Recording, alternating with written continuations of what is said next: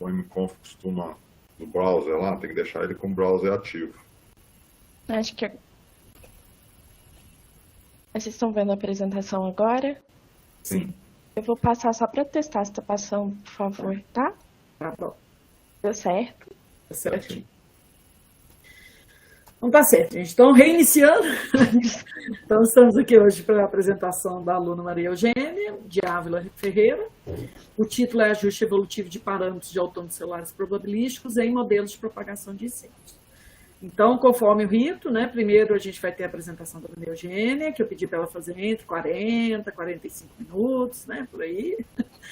E depois, então, a gente passa para a arguição da banca, certo? Então, já começa agradecendo aos demais membros da banca por terem aceitado o convite e passa a palavra, então, para a Maria Eugênia e desejando boa sorte. Muito obrigada. Pessoal, primeiramente, boa tarde. Me desculpem pelo problema de conexão. Eu sou a Maria Eugênia. Primeiramente, eu gostaria de agradecer a presença de todos, em especial dos professores Luiz e Laurence, que se prontificaram a ler e avaliar meu trabalho. Também quero agradecer a professora Gina e ao professor Gustavo pela orientação e por todo o apoio durante essa etapa, e agradecer também aos meus colegas da LCBio pela presença. Eu vou apresentar meu trabalho, que é intitulado Ajuste Evolutivo de Parâmetros de Autômatos Celulares Probabilísticos em Modelos de Propagação de Incêndios. Esse trabalho foi realizado no Programa de Pós-Graduação em Ciência da Computação da Universidade Federal de Uberlândia e foi orientado pela professora Gina Oliveira e co-orientado pelo professor Dr. Luiz Gustavo Martins. Esses são os tópicos dessa apresentação que vão ser discutidos nessa sequência. Então, nos últimos anos, a gente teve um aumento na incidência de incêndios florestais. A gente conseguiu ver nos biomas do Cerrado, do Pantanal e da Amazônia, em outros biomas brasileiros, e esses incêndios causam danos irreparáveis, causaram danos, seja danos ambientais, destruindo as espécies nativas, a fauna e a flora, sejam danos econômicos, então todo o setor econômico fica prejudicado por um incêndio, e ainda danos sociais, então as pessoas são muito prejudicadas com esses incêndios. E para ajudar os especialistas, os bombeiros ou pessoas envolvidas no controle dessas chamas e desses danos, é necessário, antes de tudo, prever o comportamento desses incêndios.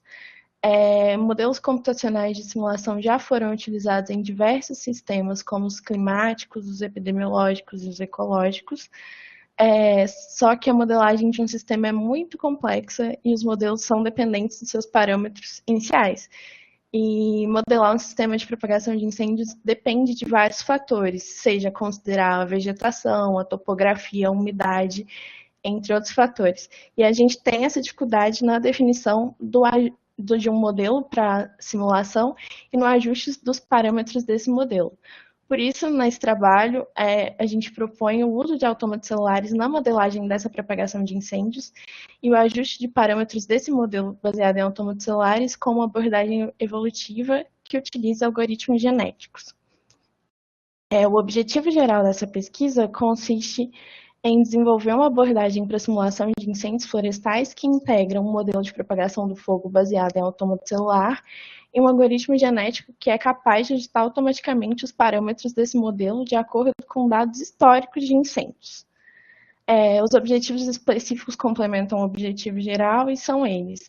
Primeiro, desenvolver um modelo de propagação de incêndios que seja baseado em autômatos celulares, implementar um algoritmo genético capaz de ajustar automaticamente os parâmetros desse modelo de propagação de incêndio a partir de dados históricos, avaliar a eficiência da abordagem evolutiva em ajustar o modelo de autômatos celulares, adaptar um método para lidar com tipos distintos de vegetação com foco no cerrado, validar a sensitividade do método evolutivo, utilizando dados gerados por outros modelos de propagação de incêndios baseados em autômatos celulares e simular incêndios em cenários que sejam semelhantes ao Parque Estadual do Pau Furado, uma região do Cerrado que fica em Uberlândia, Minas Gerais. E a gente pretende, então, responder as seguintes questões. É possível aplicar um algoritmo genético para efetuar os ajustes automáticos dos parâmetros de um modelo de propagação de incêndios que utiliza autômatos celulares? O modelo de propagação de incêndios baseado em autômato celular é capaz de representar efetivamente o comportamento observado em dados históricos de incêndios florestais. Então, inicialmente, aqui a gente tem o conceito de autômatos celulares. Eles são sistemas que são discretos no espaço, tempo e estado. O autômato celular é um modelo com interações locais, representado por células, uma rede n-dimensional de células, e essas células interagem entre si de acordo com regras. Essa rede n-dimensional é chamada de reticulado. Um autômato celular ele pode ser unidimensional, bidimensional, tridimensional e ter n dimensões. Cada célula aqui está associada a um estado e as regras de transição determinam como as células e a sua vizinhança evoluem a cada passo de tempo. Nesse trabalho, a gente utilizou autômatos celulares probabilísticos que são baseados em regras de transição que estão estocásticas. Os algoritmos genéticos são uma técnica de IA que, através de uma busca não determinista, permite uma aproximação das soluções aos resultados ideais conhecidos como pontos ótimos. Eles são baseados na teoria da evolução e utilizam conceitos de seleção natural em que o indivíduo mais apto sobrevive. Diversos modelos de propagação de incêndios foram propostos já na literatura e alguns deles são baseados em autômatos celulares. Aqui nesse trabalho, a gente utilizou alguns modelos. O Lousada e Ferreira Júnior e o Lima e Lima foram modelos que foram considerados na construção do nosso modelo de autômato celular para propagação de incêndios. E o Tinoco Freitas e colaboradores e o Lima e Lima foram utilizados para avaliar a sensitividade da nossa abordagem evolutiva. A abordagem de busca evolutiva já foi aplicada em modelos que são baseados em autômatos celulares, como no caso da modelagem de detritos e fluxo de lava e na recuperação de vegetação, então, para simular fenômenos naturais e biológicos. O trabalho de Fraga, Oliveira e Martins utiliza uma busca evolutiva para ajustar os parâmetros de um modelo epidemiológico baseado em AC, da proliferação de insetos vetores da doença de Chagas. Essa é a mesma abordagem utilizada neste trabalho. Então, vou apresentar o modelo de propagação de incêndios proposto. O desenvolvimento inicial desse trabalho ocorreu num projeto de iniciação científica do aluno André Quinta, da UFO. Após essa iniciação científica, eu desenvolvi e aprimorei esse modelo nessa pesquisa. Então, é um modelo que foi baseado nos modelos Lousada e Ferreira Júnior de 2008 e no Lima e Lima de 2014. Ele é um autômato celular bidimensional que tem vizinhança de Moore e raio 1, e cada estado é definido pelo par tipo e idade. O campo tipo ele pode assumir os valores fogo ou árvore, e a idade depende diretamente do tipo da célula. Então, quando se trata de uma célula de fogo, idade representa o tempo de queima, que aqui a gente chama de LQ. Quando se trata de uma célula do tipo árvore, a idade representa o tempo de recuperação dessa célula, chamada de LR.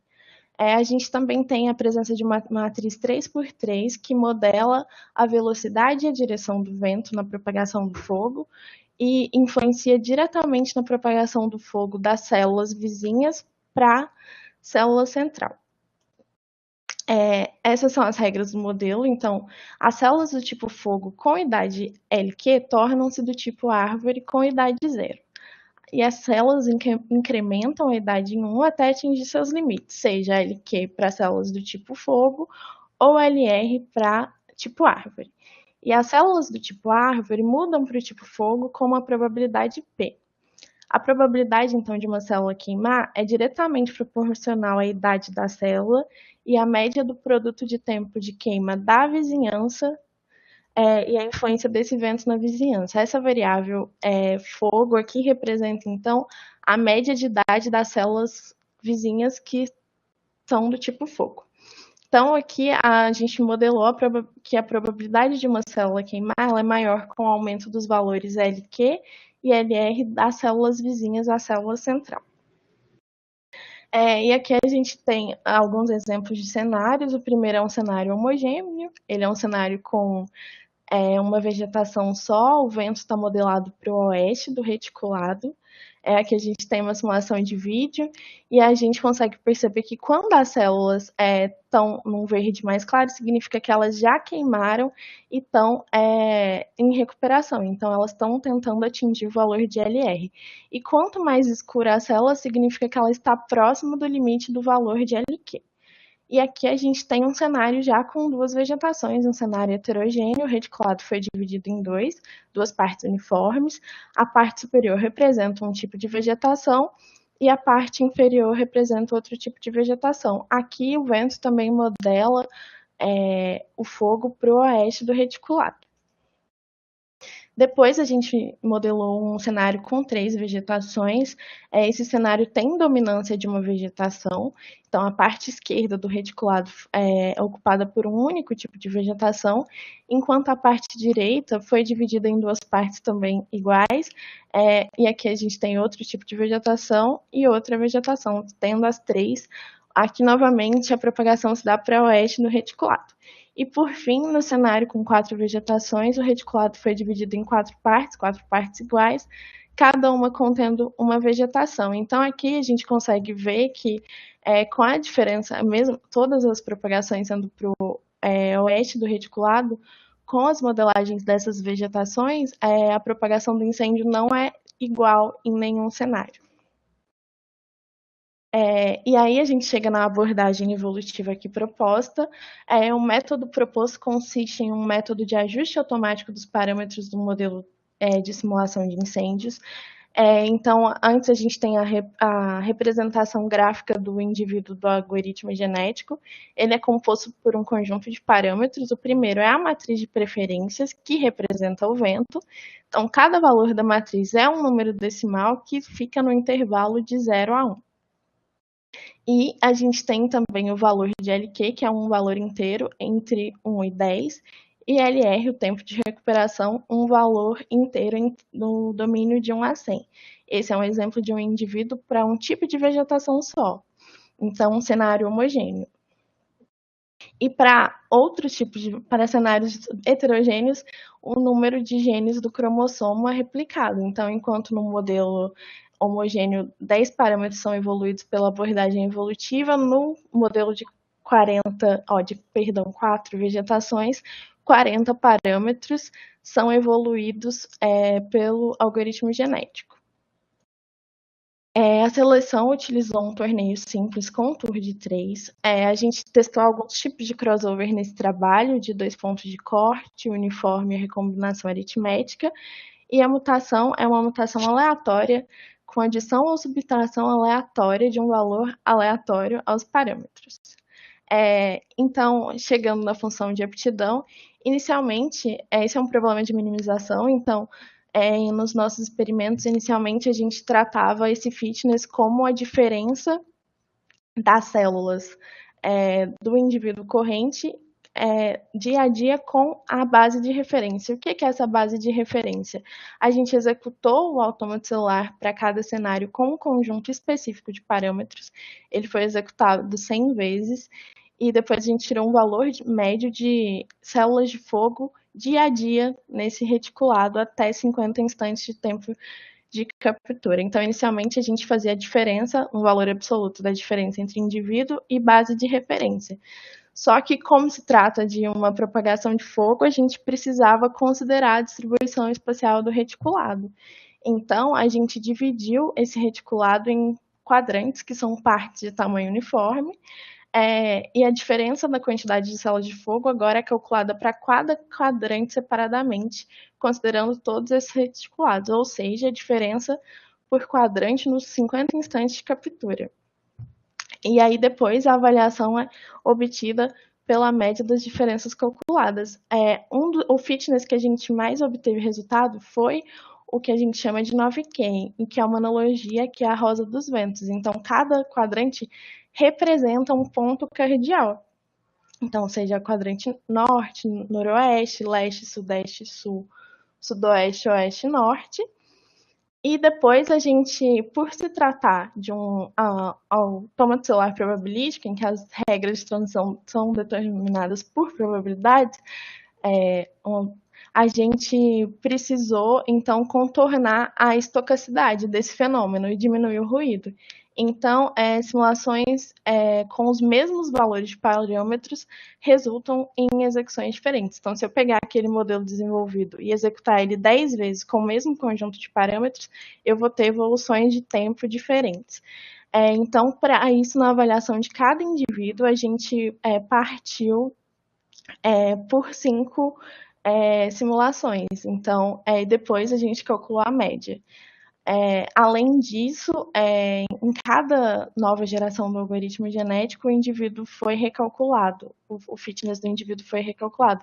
Isso foi feito para a gente tentar, então, contornar a estocacidade do fenômeno probabilístico. Nos experimentos que eu vou apresentar a seguir, eles foram executados com esse conjunto aqui de parâmetros. Então, a população era de 100 indivíduos, esses indivíduos inicialmente eram gerados aleatoriamente. O critério de parada do algoritmo genético era o número máximo de gerações, então 100. O crossover utilizado aqui foi o que foi melhor nos experimentos preliminares, então o crossover de 2 pontos de corte. Utilizamos uma com 90% e mutação aleatória de 20%. Para a reinserção dos indivíduos na população, a gente utilizou elitismo de 25%, e a função de aptidão é aquela que considera o reticulado dividido em 9 quadrantes. Esses valores eles não são aleatórios, nem foram escolhidos, a gente fez alguns testes preliminares e chegamos nessa melhor configuração. E chegando nos experimentos, na primeira etapa desse trabalho, a gente utilizou uma vegetação homogênea, ou seja, uma vegetação que só tem um tipo de vegetação, né? E nessa etapa, a base de referência que a gente chama foi gerada utilizando o próprio modelo. Então, a gente executou o modelo com esse conjunto de parâmetros aqui em azul, que são os que a gente chama de parâmetros de referência. Aqui a gente tem a matriz de preferências, que representa o vento, e aqui a gente tem os valores de LQ, o tempo de queima, o tempo máximo de queima, e LR, o tempo máximo de recuperação. Aqui a gente percebe, então, que a gente teve uma dificuldade de ver como essa matriz influenciava diretamente na propagação do fogo. Então, a gente fez uma decomposição dela para gerar um vetor que tem a intensidade do fogo e a direção do vento, perdão. Então, a intensidade do vento, que nesse caso é 2, e a direção, que é sul. E aqui, esses foram os parâmetros obtidos pelo algoritmo genético. A gente consegue ver que o algoritmo genético ele encontrou valores de 3 e 30 que são iguais da referência para LQLR, mas na matriz de preferências ele não conseguiu valores exatos. E o que a gente teve aqui? Aqui na evolução temporal, a gente consegue perceber que o ponto inicial de fogo era um só nessa etapa, então era o ponto central. Como o vento era para o sul, o algoritmo genético, o autômato celular, nos instantes de tempo 20 e 35, o fogo já saía para fora do reticulado, como a gente consegue ver aqui. Então, a propagação do fogo já saiu, o que poderia um pouco dificultar o fitness. Então, aqui a gente vê uma propagação que não é exatamente igual, mas, embora o sentido do vento tenha sido acertado, mas aqui a gente tem o sul e aqui a gente tinha então um ponto médio, por exemplo, ponto sul-sudeste, e um vento com intensidade menor. Na evolução temporal, a gente consegue ver aqui que não foi uma evolução igual. Então, para contornar esse fenômeno, a gente propôs, então, utilizar 5 pontos distintos para o ponto inicial de fogo. O primeiro ponto era localizado na parte superior de esquerda, o segundo na parte superior direita, depois inferior esquerda e inferior direita, e o último ponto, o ponto central. Então, pontos distribuídos em cada extremo do reticulado e um ponto central. Assim, um ponto ele pode ser mais ou menos favorável para uma direção de vento. E aí aqui, com essas 5 simulações partindo de pontos diferentes, a gente obteve, então, o comportamento médio do autômato celular com esse conjunto de parâmetros. Se a gente observar aqui o conjunto, o vetor resultante da matriz de preferências, a gente vê que ele já é bem melhor que no caso anterior com ponto de fogo. Por quê? Porque aqui o vetor já tinha a mesma intensidade 2 e uma angulação semelhante, ou seja, para o sul do reticulado. Nas simulações a gente vê que o comportamento foi bem parecido aqui na referência. Então o fogo começa aqui no meio do reticulado, vai se espalhando até que nos instantes de tempo 20, 35 ele toma o reticulado e depois no instante de tempo T50 ele já está em todo reticulado. Aqui, semelhante. A gente não buscou obter uma simulação igual, até porque, considerando a estocacidade do processo, isso não seria possível. A gente queria ver o comportamento médio, até porque também na natureza, dificilmente a gente vai ter um incêndio que consuma as mesmas áreas igual ao incêndio anterior, com o mesmo comportamento. E aqui a gente vê que os pontos mais favoráveis para o vento com direção sul são os pontos superiores, que aí o algoritmo genético consegue fazer uma aprimoração melhor. E aqui já nos pontos inferiores,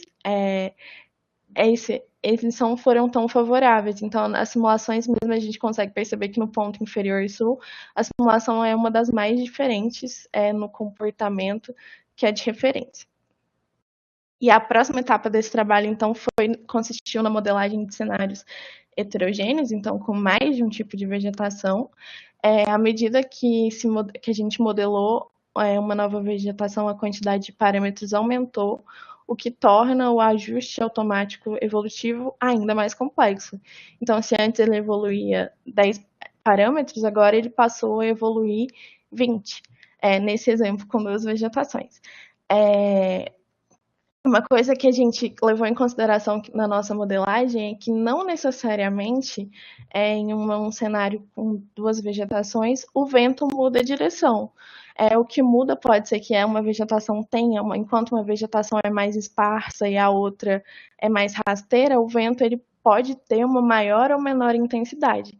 Então, nesses cenários, a gente modelou os ventos com a mesma direção, mas com intensidade diferente. Então, aqui a gente tinha aquela vegetação, essa matriz é a matriz anterior, só que rotacionada. Então, aqui a gente tinha o vento para o oeste do reticulado, e nessa nova vegetação que foi gerada, a intensidade era muito menor, era metade, né? 2 e 1. E aqui a gente consegue ver os parâmetros em verde foram os obtidos pelo algoritmo genético. Aqui a gente vê que em relação à vegetação 1, o algoritmo genético acertou na intensidade e na direção. Na vegetação 2, ele teve uma angulação no vetor de vento, mas ainda assim conseguiu chegar num valor próximo a 1 em relação à intensidade. E quanto aos parâmetros de LQ e LR, o algoritmo genético acertou os 4 iguais aos da referência, então 3,30, 2,90. Para o cálculo do fitness, a gente testou várias abordagens, já que era um cenário mais complexo, e após essas tentativas, a gente optou pela que se deu melhor, que foi o cálculo individual para cada tipo de vegetação, e depois uma normalização utilizando o min-max. Então, aqui a gente tem um cenário heterogêneo, que é uma referência do ponto central. Essa simulação aqui do ponto central, ela não é do vídeo, ela não é a mesma da imagem fixa, que aqui a gente então pode ver a estocacidade desse fenômeno. Significa então que o comportamento é semelhante, mas não é igual. Então, de maneira geral, aqui a gente tem a vegetação 1, que era aquela vegetação que já tinha sido modelada com intensidade 2, e na parte superior a gente tem a vegetação 2. A gente notou que a vegetação 1 ela tinha um comportamento mais semelhante no AG do que na referência, e do que a simulação na vegetação 2. Então, quando o fogo começava na vegetação 2, como é o caso dessa simulação comparada com essa de referência, a gente notava distinções nesse comportamento. Então, as simulações menos efetivas foram aquelas que o fogo começou diretamente nessa vegetação 2. Mas, enquanto isso, a melhor simulação, as melhores foram as que o fogo começou na vegetação que era uma vegetação com comportamento mais semelhante. Isso mostra, então, também a importância daquela abordagem de vários pontos iniciais de fogo. E aqui, se a gente comparar, por exemplo, essa simulação, a gente vê que o comportamento é bem semelhante. Aqui, o fogo começa na região de fronteira, ele se espalha pela vegetação 1 e depois para a vegetação 2. Aqui na vegetação 2 ele está pegando fogo. Aqui o valor de LR é 90. Então, a vegetação aqui está se recuperando e aqui o fogo está pegando e aqui também está em mais recuperação, que é um comportamento muito semelhante aqui ao obtido pelo algoritmo genético. Depois nós partimos para cenários com 3 vegetações. Nesses cenários, então o número de parâmetros aumentou novamente, agora passando para 30 parâmetros, então novamente aumentando a velocidade, a dificuldade do ajuste automático de parâmetros. Aqui a gente modelou uma vegetação com intensidade 1,5, e aqui, quando o algoritmo genético fez a evolução e encontrou esses parâmetros, novamente foi capaz de encontrar valores iguais de LQLR iguais aos da referência. E aqui, quando a gente analisa os vetores, embora as matrizes não sejam iguais às de referência, elas encontraram um equilíbrio nos campos, então torna esses vetores semelhantes ao cenário de referência. Então, aqui um vetor com intensidade 2, um vetor com uma angulação um pouquinho para o sul, mas com intensidade 1, e aqui, enquanto já era mais para o oeste, mais retinha, né? E aqui é uma angulação mais para o norte e uma angulação de 1,5, uma intensidade de 1,5, semelhante, então, aos parâmetros de referência. Então, aqui a gente tem esse cenário com 3 vegetações. A vegetação 3, ela domina essa parte do reticulado, a parte esquerda, e a vegetação 2 e a vegetação 1 está presente na parte direita do reticulado. Aqui a gente tem as simulações de referência e do algoritmo genético partindo do ponto central. E aqui a gente tem essas evoluções dos 5 pontos de fogo. A gente observou que a pior simulação ocorreu quando o fogo começou nessa posição central do reticulado. A simulação obtida pela AG foi a que apresentou mais variações. Essa é uma região de fronteira, então o fogo começa em uma vegetação e vai se espalhando pelas outras. Na simulação que o fogo começa no noroeste, aqui na segunda simulação, a gente encontrou mais similaridades com a referência. Então, o fogo começou na vegetação 1, foi se espalhando até chegar na vegetação 3. Aqui nos instantes de tempo 35, ele já tinha atingido uma parte da vegetação 2, e depois, lá no tempo igual a 50, ele já tinha atingido de uma forma mais ou menos oval as 3 vegetações do reticulado. E aqui é semelhante, então é um comportamento semelhante. E aí, para a gente buscar modelar cenários que são reais, a gente fez, então, uma reprodução baseada nas vegetações do Parque Estadual do Pau Furado. O Parque Estadual do Pau Furado é uma reserva ambiental que fica em Uberlândia, e aí a gente teve acesso ao caderno de mapas do Parque do Pau Furado, e aqui a gente selecionou inicialmente cenários que tinham 4 vegetações. Esse cenário ele é mais irregular, então a comunicação das vegetações não é fronteiriça certinho, uma reta, igual nos cenários anteriores, assim como ocorre na natureza. Dificilmente na natureza eu vou ter essa divisão certinha de um tipo de vegetação para o outro. Então a gente tentou simular um cenário real.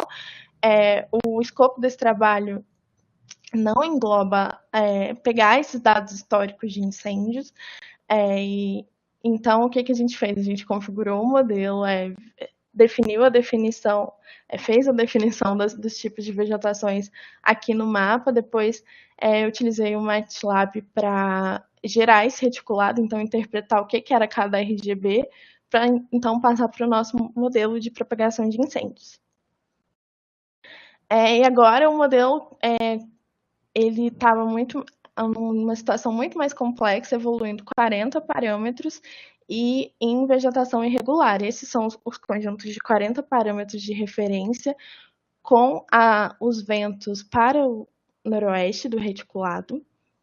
E aqui os valores de LQLR, mais uma vez, o algoritmo genético foi capaz de encontrar esses valores de parâmetros para LQLR que foram iguais da referência para as 4 vegetações, e os valores das matrizes não foram iguais, mas tiveram uma certa semelhança. Então, uma matriz com intensidade próxima a 2, intensidade 1, intensidade 1,5, e essa matriz aqui com intensidade de meio, assim como a referência. E aqui, então, a gente tem a evolução temporal. Esse é o cenário de referência e esse é o cenário do algoritmo genético. Embora tenha algumas diferenças na evolução temporal, o fogo se propaga na referência e no algoritmo genético para o noroeste do reticulado, como indica a modelagem do vetor de vento. A gente consegue perceber aqui nesse ponto central, que também é um ponto um pouco, talvez o ponto mais fronteiriço dessas evoluções, que o comportamento é muito semelhante. Então, o fogo se espalha nessa vegetação aqui em amarelo, depois ele chega aqui, vai se espalhando num formato mais oval, talvez, e aí ele chega aqui na vegetação em verde, toma a vegetação em marrom, e aqui no final ele já pegou fogo aqui na verde, está se recuperando, e aqui a vegetação em roxo, ela não foi tão atingida.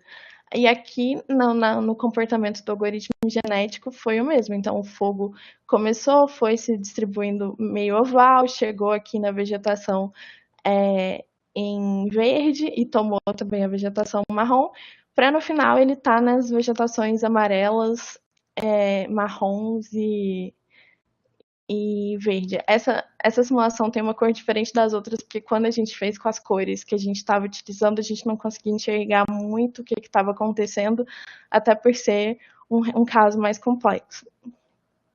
E aí depois a gente selecionou outra região do Parque Estadual do Pau Furado. O Parque Estadual do Pau Furado ele tem um rio, que é o Rio Araguari, e ele tem, então, seus afluentes. Então, a gente criou um novo tipo de estado no modelo de autômato celular, esse estado é do tipo água, e a gente entendeu na nossa simulação que um rio ou um corpo d'água, na maioria das vezes, ele impede a propagação do fogo. Então, quando o fogo chega aqui, ele não necessariamente passa para o lado de lá. É claro que em outros cenários isso ocorre, então, por exemplo, se a vegetação, se for num fenômeno de seca, como o cerrado passa, então por uma região muito seca, pode ter um galho ou pode ter alguma folha e esse fogo passa, mas na nossa modelagem, até porque a gente teve um desafio de modelar a água, a gente considerou que o rio era uma barreira. Então, o fogo não passava daqui, dessa vegetação em verde, para o outro lado. O fogo não, perdão, o rio era uma barreira de fogo. E aqui já está o cenário, os parâmetros de referência obtidos pelo algoritmo genético, novamente 40 parâmetros, a gente rotacionou novamente as matrizes para vertical e horizontal. Então, se naquela simulação era para o noroeste, essa foi para o sudeste, e aqui a gente percebeu que o algoritmo genético ele foi capaz de encontrar essas sensibilidades e ver qual vegetação seria ou não mais ou menos com mais ou menos intensidade de vento. Então, aqui para 2, perto de 1, 1,5 e 0,5. Aqui a gente vê que essa angulação aqui foi um pouco menor que a de referência, mas esse é um cenário mais complexo. E aqui nas simulações de referência do algoritmo genético, a gente consegue perceber que o fogo, então, ele está se espalhando para o sudoeste do reticulado nas duas simulações. E quando, então, aqui nesse exemplo que começa o fogo na parte superior esquerda do reticulado, a gente vê, então, o rio funcionando como uma barreira para simulação de incêndio. Então, aqui, quando o fogo alcança essa vegetação e alcança o rio, ele não consegue passar para o outro lado. Então, de maneira geral, o AG foi capaz de reproduzir os comportamentos nos dois cenários do Parque Estadual do Pau Furado, independente do ponto de início do fogo, do ponto inicial, independente se as matrizes eram as obtidas eram iguais às de referências. O algoritmo genético foi capaz de encontrar os valores de LQ e LR, mesmo nesse cenário que é mais complexo, como foram os adotados nesse experimento.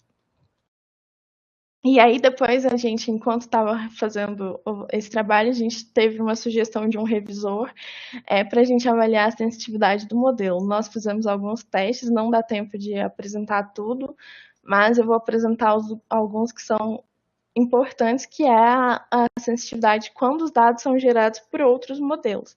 Então, inicialmente, a gente testou o modelo Lima e Lima. O modelo Lima e Lima ele foi utilizado na construção do nosso modelo, então a gente utilizou ele aqui. Então, o modelo Lima e Lima tem duas características. A primeira é que no modelo Lima e Lima, a célula fica no estágio fogo por 8 intervalos de tempo. E no modelo Lima e Lima, depois que a célula atingiu o intervalo de tempo 8 queimando, ele vira cinza, então não volta a pegar fogo, que é diferente do nosso modelo. Nosso modelo tem um tempo de recuperação para a vegetação se recuperar e depois voltar a pegar fogo. Então, nesse caso, a gente notou que o algoritmo genético foi capaz de perceber e ele, então, encontrou um valor de 9, que é muito próximo a 8 intervalos de tempo, para LQ. Mas como a gente tem a variável LR que representa o tempo de recuperação, o algoritmo genético ele levou ela próximo do limite, então a 98. E aí nas simulações essas simulações também foram feitas em 5 pontos iniciais de fogo, mas aqui está só o ponto central. E a gente consegue ver que aqui a principal diferença nessa propagação é o fogo que voltou a pegar aqui no nosso modelo, que é caracterizado pelo valor de LR. Então, a gente resolveu fazer um teste colocando o domínio de LR até 1000, para ver se o algoritmo genético encontrava um valor parecido a esse. Ele encontrou o valor de 1000, e aqui nas simulações a gente vê que é muito próximo, e as células aqui elas se recuperam, voltam a pegar fogo, mas é uma evolução muito semelhante. Lembrando que quanto mais claro tá a célula, que não está num verde mais claro, ela está tá se recuperando. Então foi uma simulação bastante semelhante. E aí depois a gente utilizou o modelo Tinoco Freitas, que é um modelo desenvolvido no LCBio, e é um modelo mais complexo, ele tem alguns outros parâmetros, como coeficiente calórico, coeficiente do vento. Eu tive acesso às bases de dados geradas por esse modelo para um cenário com uma vegetação, e essa aqui é a simulação do AG. A gente consegue perceber principalmente que o AG ele acertou a direção do fogo, mas o comportamento não é tão igual, porque aqui no modelo de referência a gente tem uma região de fronteira de fogo muito maior, então o fogo se espalha com uma intensidade ele é mais devagar aqui nesse espalhamento. E aqui não, ele vai tomando o modelo. Mas, ainda assim, o algoritmo genético acertou a direção do vento. No cenário de duas vegetações, que é mais complexo, a mesma coisa. Então, aqui a região de fronteira do modelo Tinoco e Freitas é maior. E aqui, no nosso, está um espalhamento diferente. E a mesma coisa para o cenário com 3 vegetações. Que então o fogo, esse aqui talvez seja o que tenha mais discrepância, que o fogo aqui no resultado obtido pelo AG, ele é muito mais intenso, então ele se espalha pelo reticulado com muito mais intensidade, diferente da referência. A gente então chegou na questão, será que essa é uma limitação do algoritmo genético, em um caso mais complexo, ou é uma limitação do nosso modelo, que é mais simples que o modelo Tinoco e Freitas. Então, a gente fez aqui algumas execuções, algumas alterações na mão no algoritmo, no autômato celular, para ver se ele conseguia reproduzir os parâmetros. Então, primeiro a gente reduziu os valores encontrados pelo AG em 80% na matriz de vento e fez uma alteração de LQ para um valor de 20. Esse valor não era possível ser encontrado pelo AG, ele estava fora do domínio, e a gente já vê que tem uma simulação muito mais próxima. Depois a gente fez, então, uma simulação com o valor de LQ para 10, que é um valor dentro do domínio, e que era mais próximo também que o cenário de referência. O AG não conseguiu encontrar esse resultado. Aqui, no cenário de duas vegetações, a gente reduziu o vento das matrizes para 80% e a alteração de LQ para 15% e LR para 1000 para demorar a se recuperar. Então, é um comportamento mais parecido, com fogo mais contido, menos veloz. E aqui um resultado possível para a gente encontrar com a LQ dessa vegetação de 7 e o dessa de 10 e o valor de 100 são valores do domínio. O AG poderia ter encontrado esses resultados, então. E no cenário de 3 vegetações, a mesma coisa, reduzimos as matrizes e alteramos os valores de LQ para fora do domínio. Aqui a gente vê que a simulação está mais parecida que a referência. E aqui, como uma simulação que poderia ter sido encontrada pelo AG. E depois disso, a gente, então, calculou os fitness para esses casos. A gente percebeu que os fitness eles estavam muito próximos, seja desse caso que era melhor, ao encontrado pelo AG. O que significa, então, que a gente precisa fazer um ajuste no fitness para casos mais complexos. Então, foi possível desenvolver uma abordagem evolutiva, então um algoritmo genético capaz de definir valores adequados para um conjunto de parâmetros do modelo. Inicialmente a gente fez isso com um ponto só de simulação de incêndio e depois a gente aprimorou esses resultados colocando simulações partindo de pontos distintos do reticulado. Em cenários mais complexos, com maior número de parâmetros ou com vegetações distribuídas de forma irregular, como foi o caso da modelagem do Parque Estadual do Pau Furado, a estratégia evolutiva também teve êxito, mas aqui ainda os dados também tinham sido gerados pelo próprio modelo. E quando a gente foi fazer a análise de sensitividade no modelo Lima-Lima, a gente teve êxito, mas foi uma reprodução muito mais desafiadora nos dados gerados pelo modelo Tinoco-Freitas. O que faz a gente chegar nos trabalhos futuros. Então, a gente pretende aumentar a complexidade do modelo de propagação de incêndios para ele considerar outros fatores, ao invés de tempo de queima, recuperação e vento, ele inclui, então, outros fatores como topografia, umidade. A gente também pretende buscar outras estratégias evolutivas, como uma avaliação que aumente a eficiência nesses cenários mais complexos. Então, pode ser uma avaliação de tendência de fogo, ou então uma avaliação mais focada no vento, e a gente também pode tentar uma abordagem multistágio.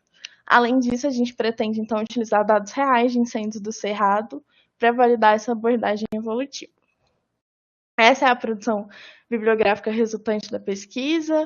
A gente teve 2 artigos em congressos. O primeiro na CRI de 2022, ano passado, ele apresenta um modelo de incêndios e mostra os resultados para um tipo de vegetação, o cenário homogêneo, e o segundo no CSI, que já foi mais no final do ano passado, ele apresenta a análise da sensitividade com o modelo Lima e Lima, e também ele apresenta os cenários homogêneos ou heterogêneos, com 2 tipos de vegetação.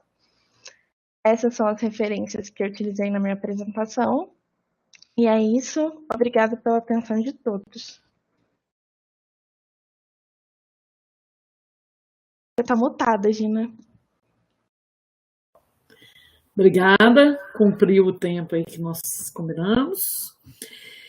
Então, seguindo o rito, né, da defesa, a gente passa agora para a segunda etapa, que é a etapa de arguição. Né? Então, seguindo também aí é o costume, né? A gente geralmente começa pelo convidado externo, né? E no caso aqui, então, é o professor Luiz Henrique, que é professor do Mackenzie e da USP. E então eu começo agradecendo o Luiz, né? Eu sei o quanto é importante para a gente essa colaboração com o Luiz, né? Ele tem uma experiência muito boa em modelos de simulação, tanto com autônomo celular como com outras técnicas. Para a gente sempre é um prazer muito grande quando a gente consegue, né, ter a presença do Luiz aí numa banca, que a gente sabe que sempre enriquece bastante o trabalho, né, Luiz? Então, eu agradeço bastante aí pela sua disponibilidade em participar e fica à vontade aí para arguir, então, a Maria Eugênia. Obrigado, Gina. Primeiro, deixa eu perguntar como é que eu chamo a Maria Eugênia. Como é que eu te chamo Maria Eugênia? Maria Eugênia ou Maria Eugênia? Tanto faz, como você achar melhor. Não, escolhe um para mim. Facilita a minha vida. Pode ser Maria, então. Maria? Então tá bom.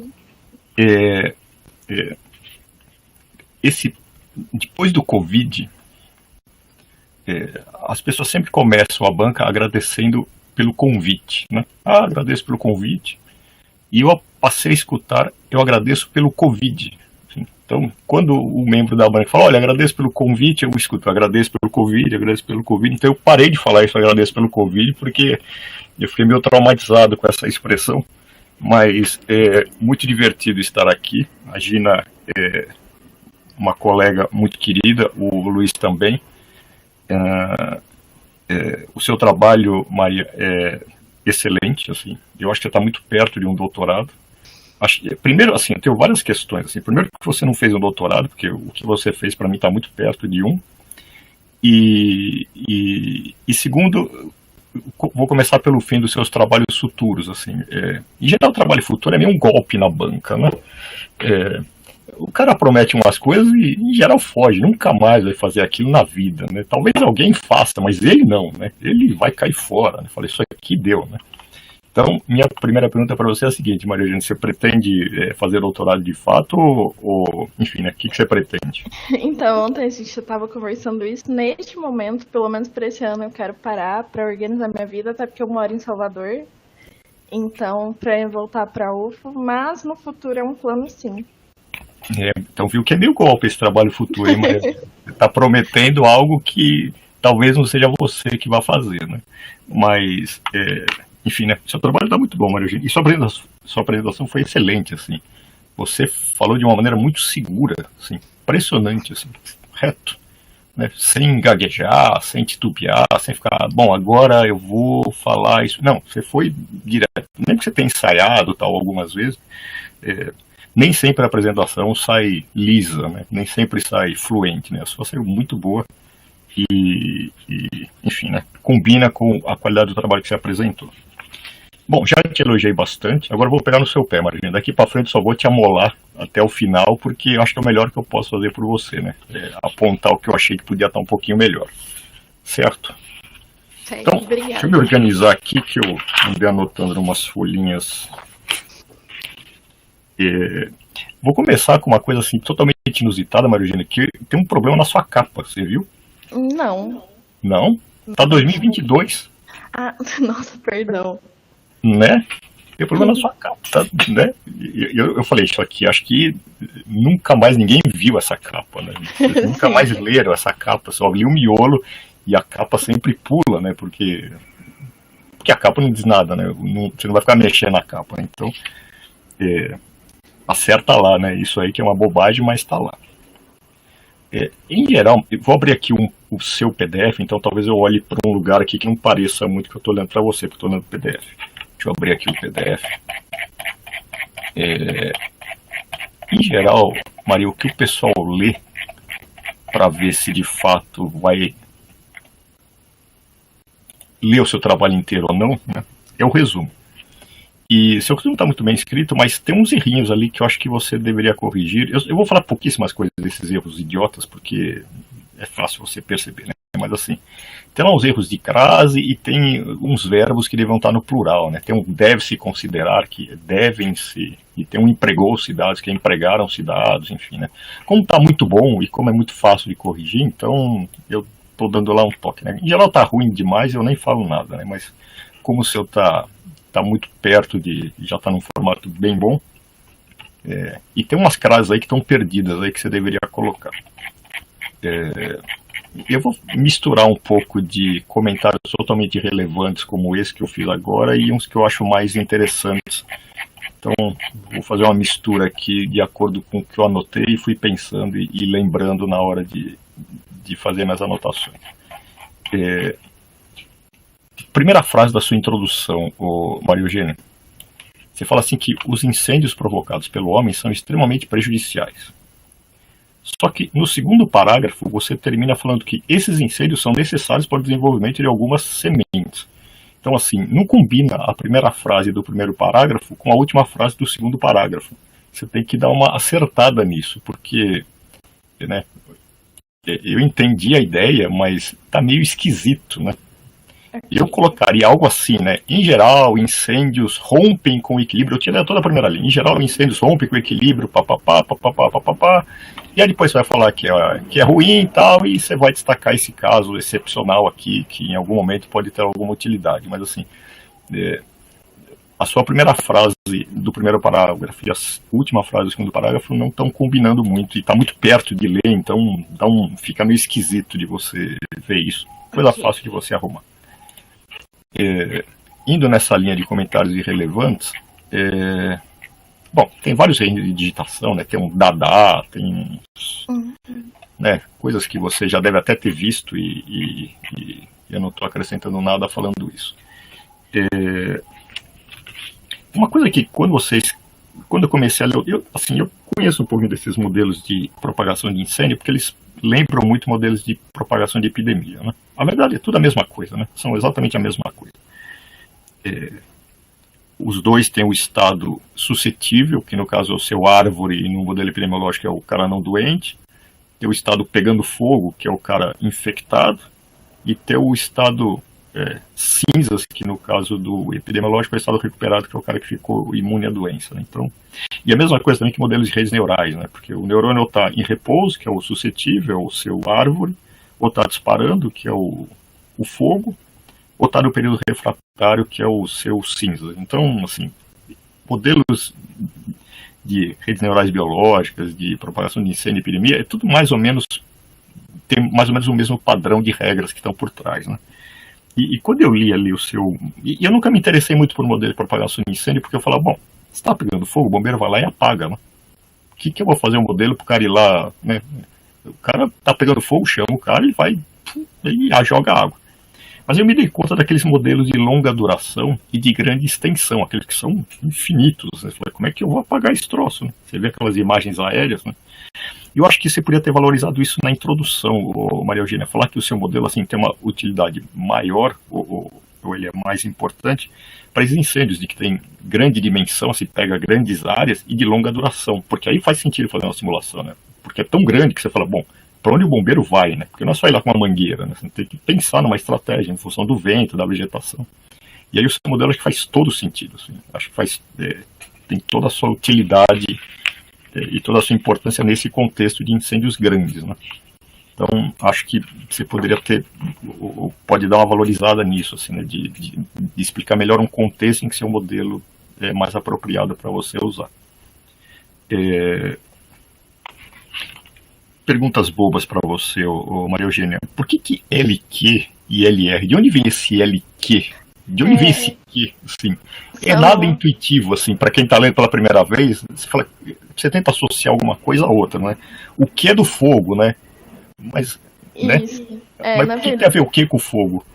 Na verdade, a gente utilizou os mesmos parâmetros do modelo Pousada, que foi um modelo que foi base, mas poderíamos ter feito essa alteração de parâmetros. Colocaria, sei lá, TF, TA, né? Tempo do fogo e tempo da árvore, alguma coisa que seja meio mnemônico, assim, que você bate o olho e fala, F é fogo, então, né? Agora Q e L e R, eu toda hora tinha que voltar, falei, o que é o L, o que é o LQ, o que é o LR? Uma hora depois você aprende, mas se você for escrever um artigo para uma revista tal, tenta colocar esses parâmetros de uma forma bem natural, assim, para o inglês, né? Que o cara bata o olho e fique natural para ele lembrar depois conforme está lendo o seu trabalho. Tem um jeito de falar que eu não curto muito, né, que é determinar os parâmetros, mas você fala da maneira que eu acho mais apropriada em vários momentos, né? Então, né, que é determinar os valores dos parâmetros, né? Mas eu entendo que em algum momento a gente se acostuma que determinados parâmetros são os valores e não precisa ficar falando toda hora, né? Mas porque determinar os parâmetros parece que você tem um conjunto de parâmetros a escolher e você vai selecionar alguns parâmetros, né? E não é isso, né? Você vai, daqueles parâmetros que você escolheu, você vai escolher os valores mais apropriados, né? Então, pode dar uma impressão ruim, mas enfim, em muitos momentos você coloca determinados valores dos parâmetros, então, né? Mas eu sempre diria determinar os valores dos parâmetros, assim, para não restar dúvida para o leitor. Aqui. O seu problema é encrenca, assim, né? Porque identificar padrão espaço-temporal é complicado, assim, né? Determinar regras que gerem um determinado padrão espaço-temporal é uma encrenca federal, assim. E eu achei isso muito desafiador do seu trabalho. Eu só brinquei até agora com série temporal, assim. Não tinha padrão. Tem o espaço lá do átomo celular, mas como é meio homogêneo, como a coisa fica tudo meio misturado, o espaço fica irrelevante. Então, o seu tem o lance do espaço ser importante, né? Então, achei isso algo muito que complica bem o trabalho. E achei que vocês tiveram publicações legais, mas assim, eu jamais mandaria para esses congressos. Assim. A Gina sabe, né? Gina, manda para a revista de Ecologia Matemática, Gina. Tá cheio de revista de Ecologia Matemática. Cheio. Isso se encaixa perfeitamente bem lá. Assim. Esquece a comunidade autônoma celular, esquece esses caras chatos. Assim. O pessoal enjoado, chato pra caramba. Assim. Muito chato, né? Vai pro pessoal da Bio, muito mais legal. Assim. Não, Laura, né? Assim, nada a ver. Assim, Concordo com você. Então, você fez. Obrigado. Você fez um modelo, Maria Eugênia, que tem a ver com ecologia, né? Então, publica nessa área. Assim. Tem muita revista boa de ecologia matemática. Muita. É meio que mandar em pau braço, assim, né? Escrevendo uma introdução um pouquinho mais bio, tal, pegando algumas referências de bio, alguns incêndios, talvez, que causaram lá. Na Califórnia, em Portugal, a gente tem vários exemplos na cabeça, né? E conta o método e fim de papo, assim. E eu acho que tá pronto para mandar para uma revista de ecologia matemática enfim, né? E publicar num periódico, né? Que é muito mais legal que publicar em congresso, né? O congresso tem que pagar e tem uma visibilidade muito menor, né? Enfim, tem várias desvantagens e o mundo não valoriza muito, infelizmente, né? Deixa eu voltar aqui para o seu texto, Maria Eugênia. Eu devia ter anotado a página aqui, mas eu vou achar rápido essa. Página 30 do seu texto. Não 30 do arquivo, o número 30, página 30. Você coloca ali que a figura 2 apresenta os formatos mais comuns, né, o quadrangular, o hexagonal e o triangular. E eu acho, se eu não me engano, eu acho que são os únicos polígonos regulares que você consegue usar para cobrir uma superfície. Dá para você provar matematicamente que esses 3 formatos, se eu não me engano, são os únicos que você consegue cobrir uma superfície usando eles, né? Então, não é que eles são os mais comuns, é que só dá para fazer com esse, né? Então, a gente só vê esse porque é o que dá para fazer. Você tentar colocar um pentágono, por exemplo, não vai rolar, né? Entendi. Uma coisa de 7 lados, 8 lados, não vai rolar, né? Então, esses são os que se usa porque é o que dá para encaixar numa superfície, cobrir a superfície inteira. E é isso. E eu achei sua figura 3 um tanto confusa. Eu entendo a ideia da figura 3 que está na próxima página, mas assim, eu acho que no texto você poderia explicar um pouquinho na legenda da figura. Assim, que o periódico significa que o 1 que está lá à esquerda se repetiu na casinha da direita e o 5 se repetiu. Porque eu posso pensar que aquele é um fixo, né? Posso falar, eu fixei à esquerda 5 e à direita 1. Né? Por que não pode ser um fixo assim, né? Né? Acho que você poderia explicar um pouquinho melhor na legenda da figura 3 o que são essas condições de contorno que você definiu como periódica, reflexiva e fixa. Bobagem, você acerta isso em 5 minutos, você mata esse negócio. Deixa eu ir correndo aqui no que eu andei rabiscando. Dica de LaTeX. Se você vai escrever uma matriz 100 por 100, não escreve 100x 100. Coloca aquele /times, que ele faz um x bonitinho, assim. Ele faz um x muito legalzinho, né? E não fica com cara de x, né? Não é um x grande, é um x pequeno. Coloca /times, que ele fica com... é o símbolo próprio para representar a dimensão de matriz, 3x3, 10x10, enfim, né? O x fica mais bonitinho. Uma coisa que eu achei que não ficou claro quando você apresentou o seu modelo, Maria Eugênia, é a condição de contorno, assim. Eu não sei se você falou claramente ou come bola, mas eu achei que na hora que você está descrevendo o modelo na seção 4.1, eu achei que a condição de contorno não está explicitamente óbvia, assim. Pelo menos pode ser que eu tenha lido nesse pedaço, na diagonal, e não tenha prestado atenção suficiente, mas enfim, tenta ver lá depois, dá uma lida nessa sessão, dá uma relida e ver se de fato a condição de contorno está explicada claramente lá, aquela que você usou, né? Está claramente explicada no trabalho. Eu fui colocando aqui várias perguntas e depois você foi fazendo tudo que eu tinha pensado aqui, né? Que foi, e se colocar fogo num outro pedaço, né? E se colocar um obstáculo? Aí você colocou fogo não só no centro, em outra região, você colocou o rio, né? Eu acho que você devia colocar também a regra do rio, Maria Eugênia. Não sei se isso está lá no trabalho, se a regra não está, né? A regra do rio, né? Acho que você devia colocar a regra quando tem um obstáculo que o fogo, entre aspas, não pega, uma pedra, um rio, você devia colocar lá como é que você fez o modelo disso, porque é uma situação nova, né? Que não tinha aparecido antes.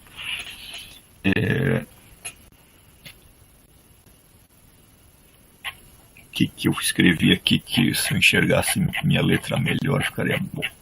Espera aí que eu já vou achar aqui.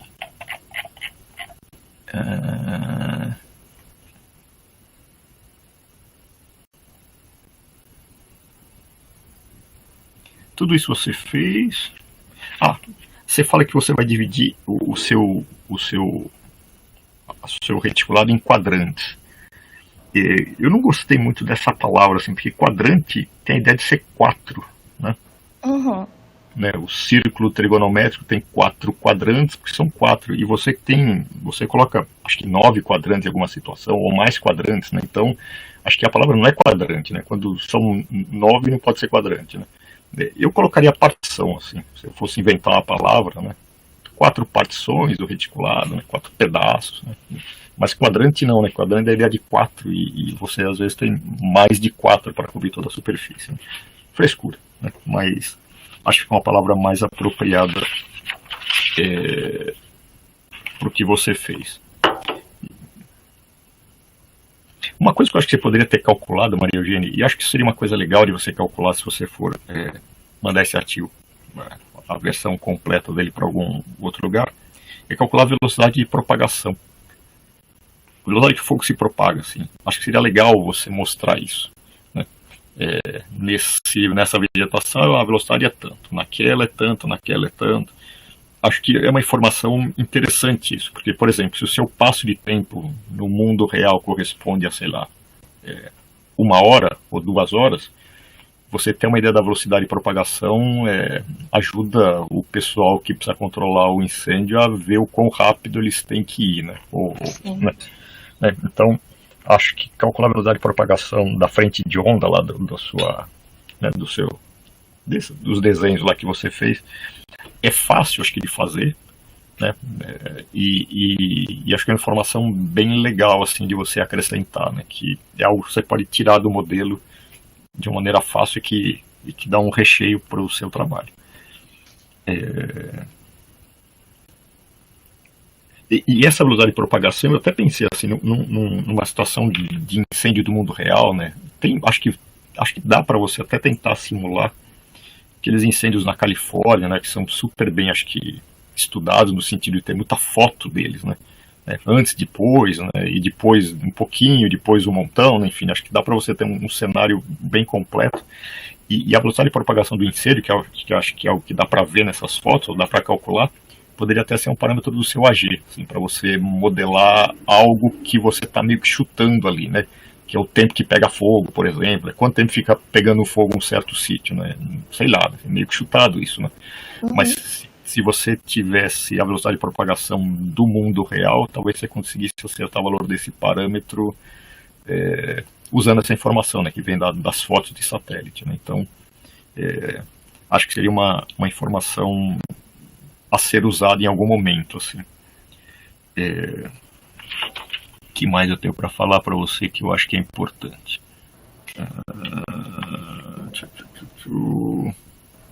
Tem vários elogios aqui para você que eu fui escrevendo, então não vou ficar repetindo. Eu achei legal as coisas que você fez.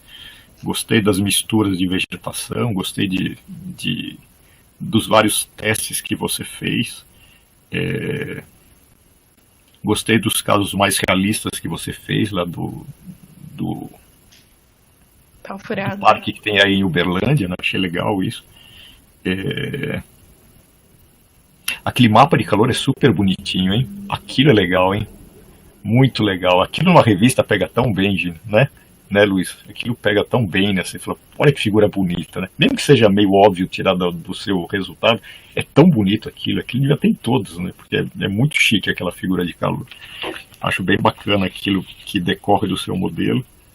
Tem uma coisa que você escreveu que é fácil você acertar, que os resultados experimentais demonstram, não demonstram, né? Demonstrar é outra coisa, né?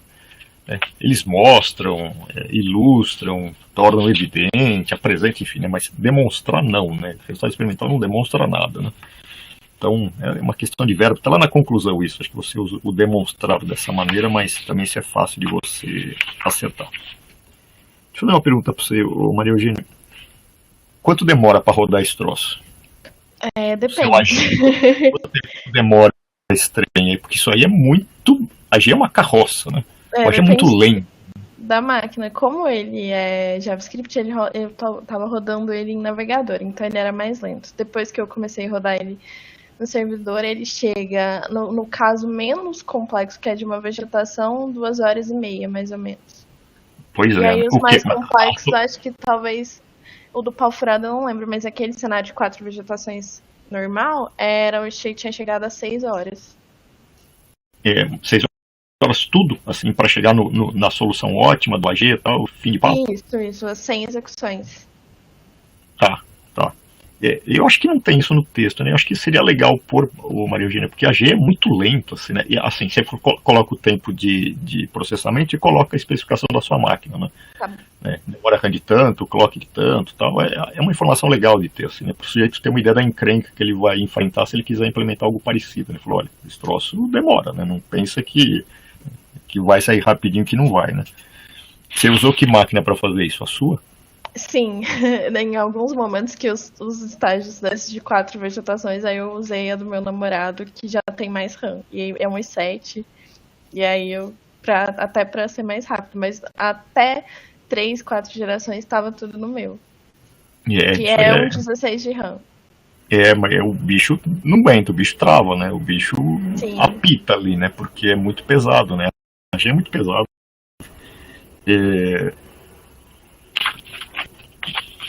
Uma última ou penúltima observação, Maria Eugênia, é o seguinte. Você tem que dar uma padronizada nas referências, que estão meio bagunçadas. Eu sei que você acha que está padronizado, mas não está. E é uma coisa chatíssima, assim, né? Ninguém gosta de fazer esse trabalho, porque é um trabalho puramente estético, de ficar arrumando frescuras. Mas como o seu texto é um trabalho acadêmico, as suas frescuras têm que estar arrumadas, você vai ter que perder ali algumas horas, umas 2 horas, acho que você arruma tudo, né? Por exemplo, tem revista que está o título por extenso, tem revista que está o título abreviado. A gente, em geral, não põe a editora da revista. Então, aquele Elsevier ou qualquer outra coisa, em geral, não põe uma informação que só atrapalha você ver lá qualquer referência. Tem referência que tem o número do volume, o número do fascículo do volume, tem referência que não. Eu tiraria todos esses N's. Quando você coloca artigo de congresso ou livro, ele pede a cidade da editora ou a cidade que apareceu o congresso. Então fica aquele S1, SN, meio do nada ali, que você tem que preencher aquele troço, né? Chato, mas você tem que preencher aquele troço. Então, tenta padronizar o uso de maiúsculo e minúsculo. Às vezes o título tem só a primeira em maiúsculo, às vezes tem a primeira de cada palavra em maiúsculo. Isso aqui é pura estética, mas assim, precisa ter essa padronização porque, enfim, né, você está fazendo um trabalho acadêmico e isso faz parte do processo. Né, por exemplo, vê lá o Clark, a referência Clark, né? Tem nada ali, né? Ó, Clark, aí tem um PE NDRS ponto 1994, vai saber o que é isso, né? Enfim, né? O artigo do Packard que eu anotei aqui, deixa eu ver o bicho aqui, eita, não, está lá para frente. Ó, tem a editora que é essa Word Scientific, não é o nome da revista, é o nome da editora, certamente, né? A editora é isso, falta o nome da revista aí, né? Enfim, Tem várias bobagenzinhas dessa, Maria, que você vai ter que perder lá um tempo e ir arrumando tudo para ficar bonitinho na versão que vai ser publicada depois, certamente no site da universidade, né? Então, né, você não quer o seu nome associado a algo com coisas que podiam estar melhor, né? Então, você acerta lá isso depois. Mas, assim, no geral, Maria Eugênia, acho que você fez um trabalho excelente, acho que você está muito perto de um doutorado. E você tem... o trabalho que você fez dá para publicar em revistas bem legais, assim, né? Principalmente destacando essa parte final da aplicação nesse parque de Uberlândia, acho que está muito perto de ter algo bom assim para uma revista. Não sei o quanto isso te interessa ou não, né? Mas a Gina e o Luiz certamente sabem disso, né? Que é legal ter essas publicações, porque a CAPES que avalia a gente, vai dar valor para essas coisas, enfim. Então, é isso. Maria Eugênia, parabéns, Gina, parabéns, Luiz. Era isso que eu tinha para falar. Muito obrigada, professora. Obrigada pelas considerações. Vamos fazer as correções. Obrigada pelo aceite também. É isso aí. Certo. Muito obrigada, Luiz. Muito relevantes aqui, anotei várias coisas.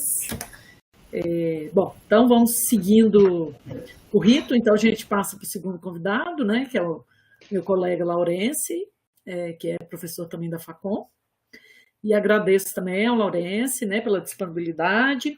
O legal do Laurence estar participando dessa banca é que a gente está junto num projeto, né, que é um projeto de prevenção a incêndios no Cerrado.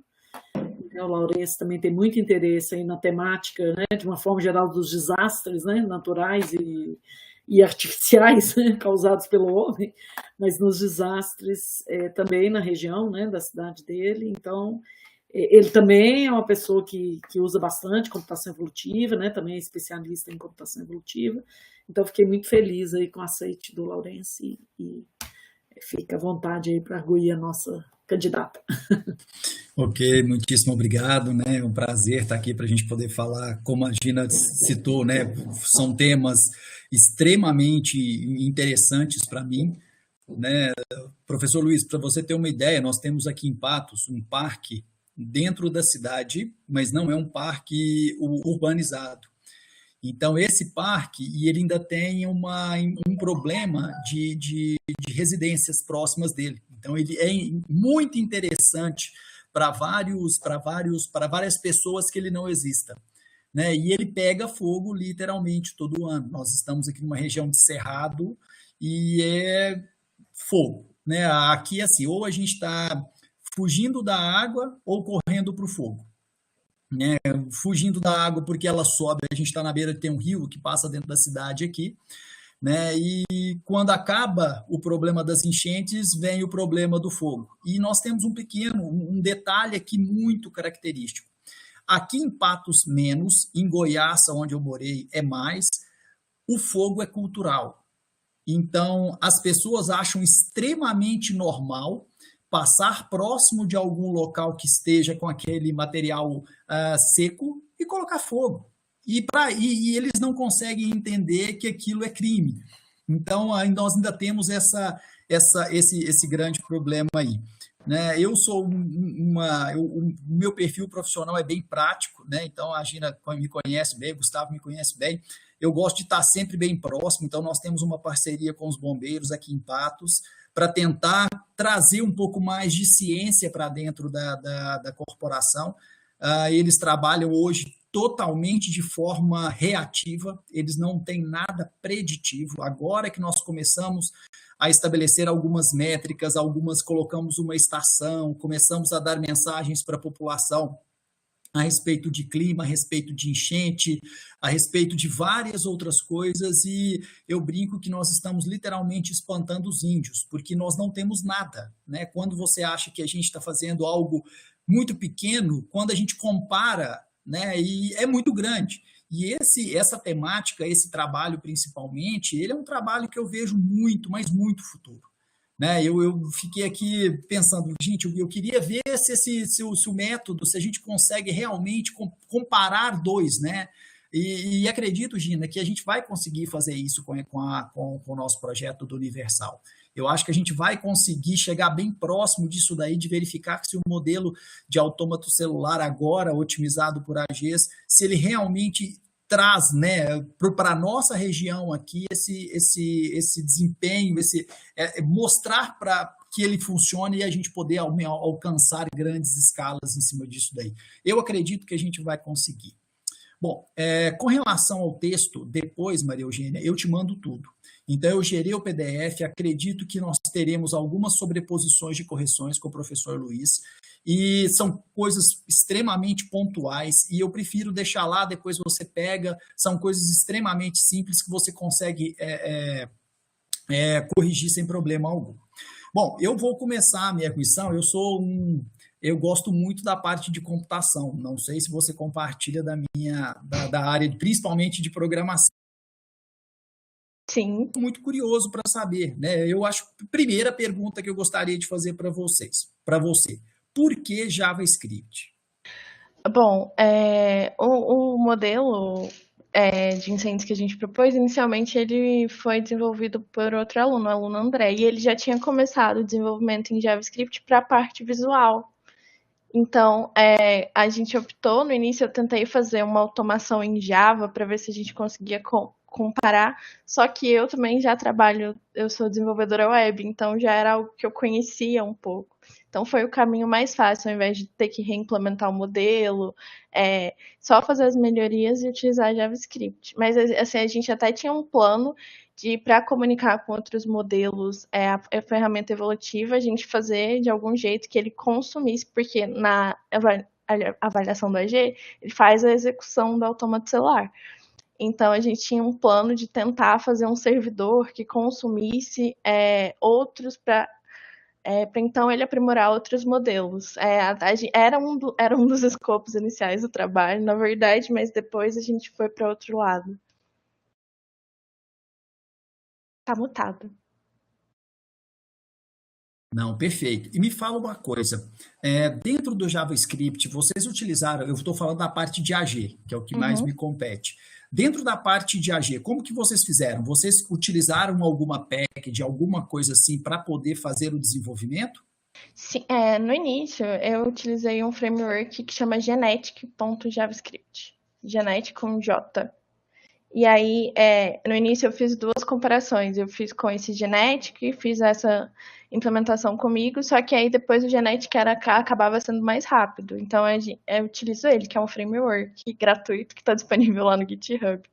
Certo. Então, então você utilizou esse Genetic para poder fazer todas o desenvolvimento. Isso, aí o que eu fiz? Eu fiz a implementação, então, dos crossovers. Ele tem alguns métodos que ele já vem implementado, então, por exemplo, a roleta, o torneio, isso já tá, mas aí, por exemplo, o crossover de recombinação aritmética ele não tinha, eu implementei o de 2 pontos de corte, não estava se adaptando ao meu indivíduo, então eu fiz essas adaptações, mas ele funciona mais como, então, para fazer, então, a população, eu utilizo ele, os indivíduos, e até porque no início ele estava sendo mais rápido, então eu optei por ele, porque antes estava demorando muito.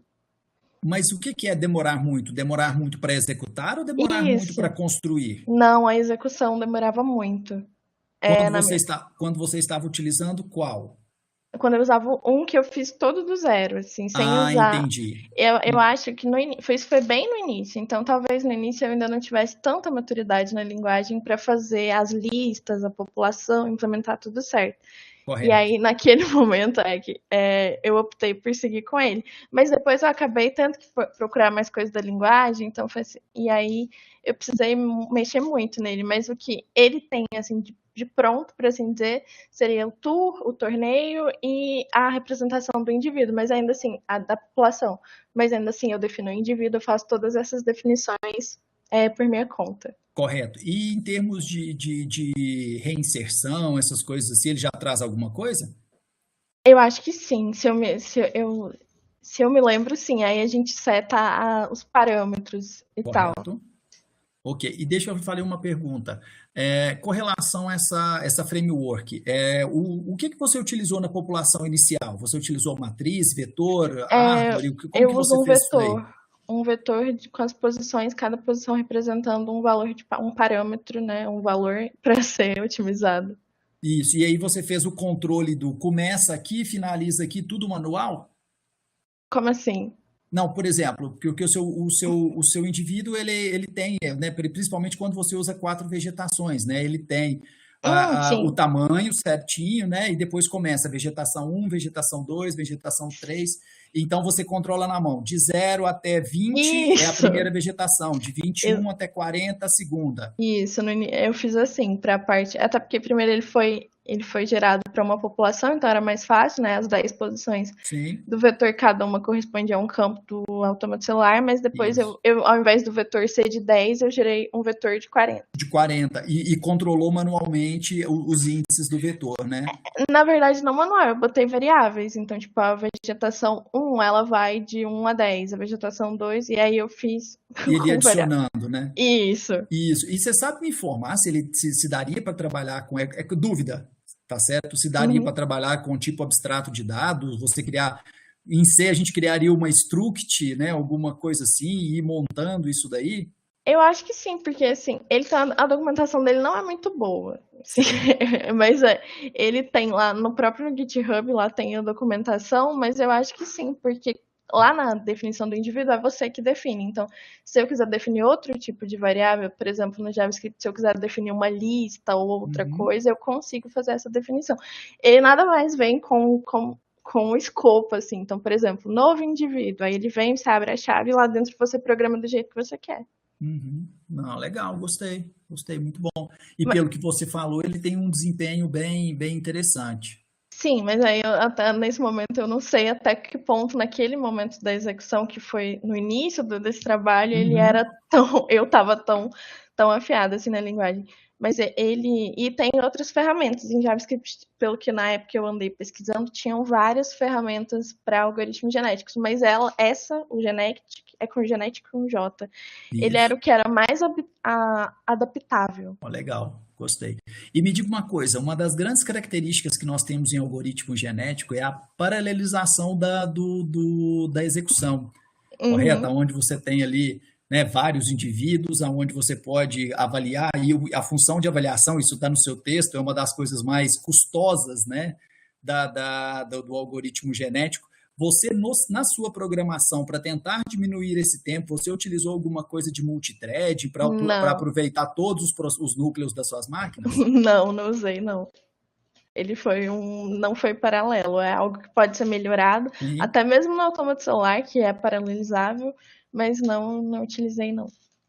Nossa, então você passou muito tempo rodando experimento, né? Porque se você for pegar isso daí, o trabalho foi extremamente árduo aí na execução porque a quantidade de experimentos, né, é algo grande, né? Sim, geralmente esses experimentos eles eram semanais, assim, então eu deixava de madrugada rodando, eu deixava no computador, eu deixava rodando e depois eu às vezes eu botava até despertador, ia lá, voltava, pegava os resultados. Foi assim, a parte talvez mais custosa assim, desse trabalho foi rodar os experimentos.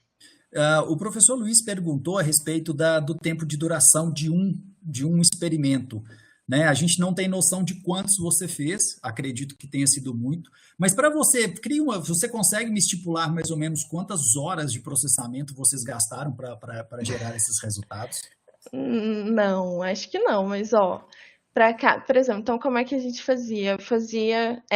Esse trabalho ele evoluiu muito durante o estudo dirigido. Então, eu chegava para a Gina, Gustavo, mostrava os resultados e a gente definia para onde ia.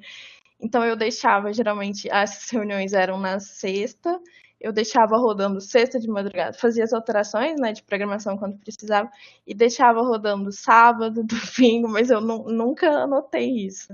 Eu só cronometrei, assim, as execuções, por exemplo, para 4 populações, aí eu via quanto tempo gerava lá no final. Mas eu nunca olhei, não. Eu posso até olhar na base de dados depois e fazer uma soma. A ideia era só para ter uma ideia, se você gastou, sei lá, 40 horas, 60 horas, foi muito 200, mais que 200 horas. Acho que foi bem mais. Para cada experimento a gente fazia 10 execuções, então se cada um estava durando 4 horas, já dava 40 horas. E uma pergunta para vocês, né? Para vocês, Gina e Gustavo. As 10 execuções, elas são suficientes ou vocês acreditam que o número 10 foi escolhido por causa do tempo, por causa disso? Porque eu vi que vocês utilizaram, né, para medição de resultado, vocês utilizaram, nossa, fugiu, STD, Standard Deviation, desculpa, esqueci o nome. Desvio padrão. Desvio padrão, isso. E aí eu vejo que o desvio padrão com 10 pode ser que algum periódico, como o professor Luiz colocou, pode ser que eles tenham uma certa restrição, mas não sei, tá certo? É um questionamento. O número 10 para vocês é um número suficiente? É um número que a gente acredita que seja um bom número? Ou precisa de mais? Posso responder? Eu estava ativando aqui. Pode responder primeiro. A gente teve uma conversa sobre isso. Então, o que a gente considerou é que como o AG recalculava o fitness em cada geração e lá dentro já tinham 5 simulações, naquele momento a gente achou que era suficiente, mas foi pelo tempo. Uhum. Então, eu ia comentar o seguinte, né? De certa forma, né, os experimentos iniciais, no início tinha muita oscilação, né, até você achar um conjunto de parâmetros adequados, né, até o seu AG estar redondinho. Então a gente chegou num momento assim que 10 parecia assim, que tinha uma estabilidade, quer dizer, tinha ali o ótimo, né, a melhor das 10 execuções, mas as outras 9 não eram tão ruins. A primeira vez que a Maria Eugênia falou algo diferente foi nessa semana, nos experimentos finais que ela fez, naquele lá que deu o resultado, que ele teve uma dificuldade, né, o AG, ela fez uns experimentos adicionais, depois de ter entregue o texto, e ela falou assim, mas esse aqui era um com 3 vegetações, esse aqui foi meio estranho, porque eu executei 10 vezes, o primeiro eu acho que foi meio de sorte, porque os outros 9 estavam horríveis. Aí eu falei, bom, então para esse daí, que foi realmente quando trouxe uma complexidade maior, não está suficiente os 10, e talvez não está suficiente mesmo os parâmetros da AG, está precisando de mais gerações, né? Ele ainda não está com a convergência boa, né? Então, assim, eu acho que na verdade foi isso, a gente chegou num momento que chegou numa certa estabilidade, tinha o problema do tempo, né, como ela falou, né? Então a gente queria o resultado sempre para outra semana, e a gente foi decidindo com 10, e caminhou bem, né? Mas agora, no final, talvez esses 10 atrapalharam, porque aí quando aumentou a complexidade do problema, né? Então talvez a gente teria que rever, né, para determinados cenários aí, utilizar um número maior. E para fazer testes estatísticos, sem dúvida, né? A gente precisa de pelo menos 30 aí, né, para poder aplicar. Sem querer chutar, eu sugiro 100, Gina.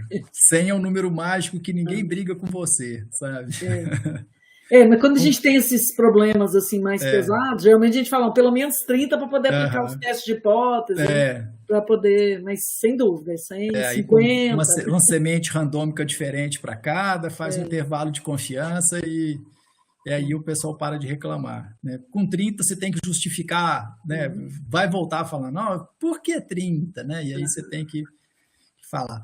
Não, mas Maria Eugênia, os meus questionamentos eram esses. Gostaria de parabenizar você, o Gustavo, a Gina, né? É muito bom participar de uma banca onde você tem um texto que você literalmente consegue entender o que está acontecendo, mesmo não sendo da área, né? Eu conheço muito pouco o autômato celular, tenho uma ideia vaga, né? Uma ideia básica do que é, né? E ficou muito claro para mim o que você queria fazer, aonde que você queria chegar, qual era o seu objetivo.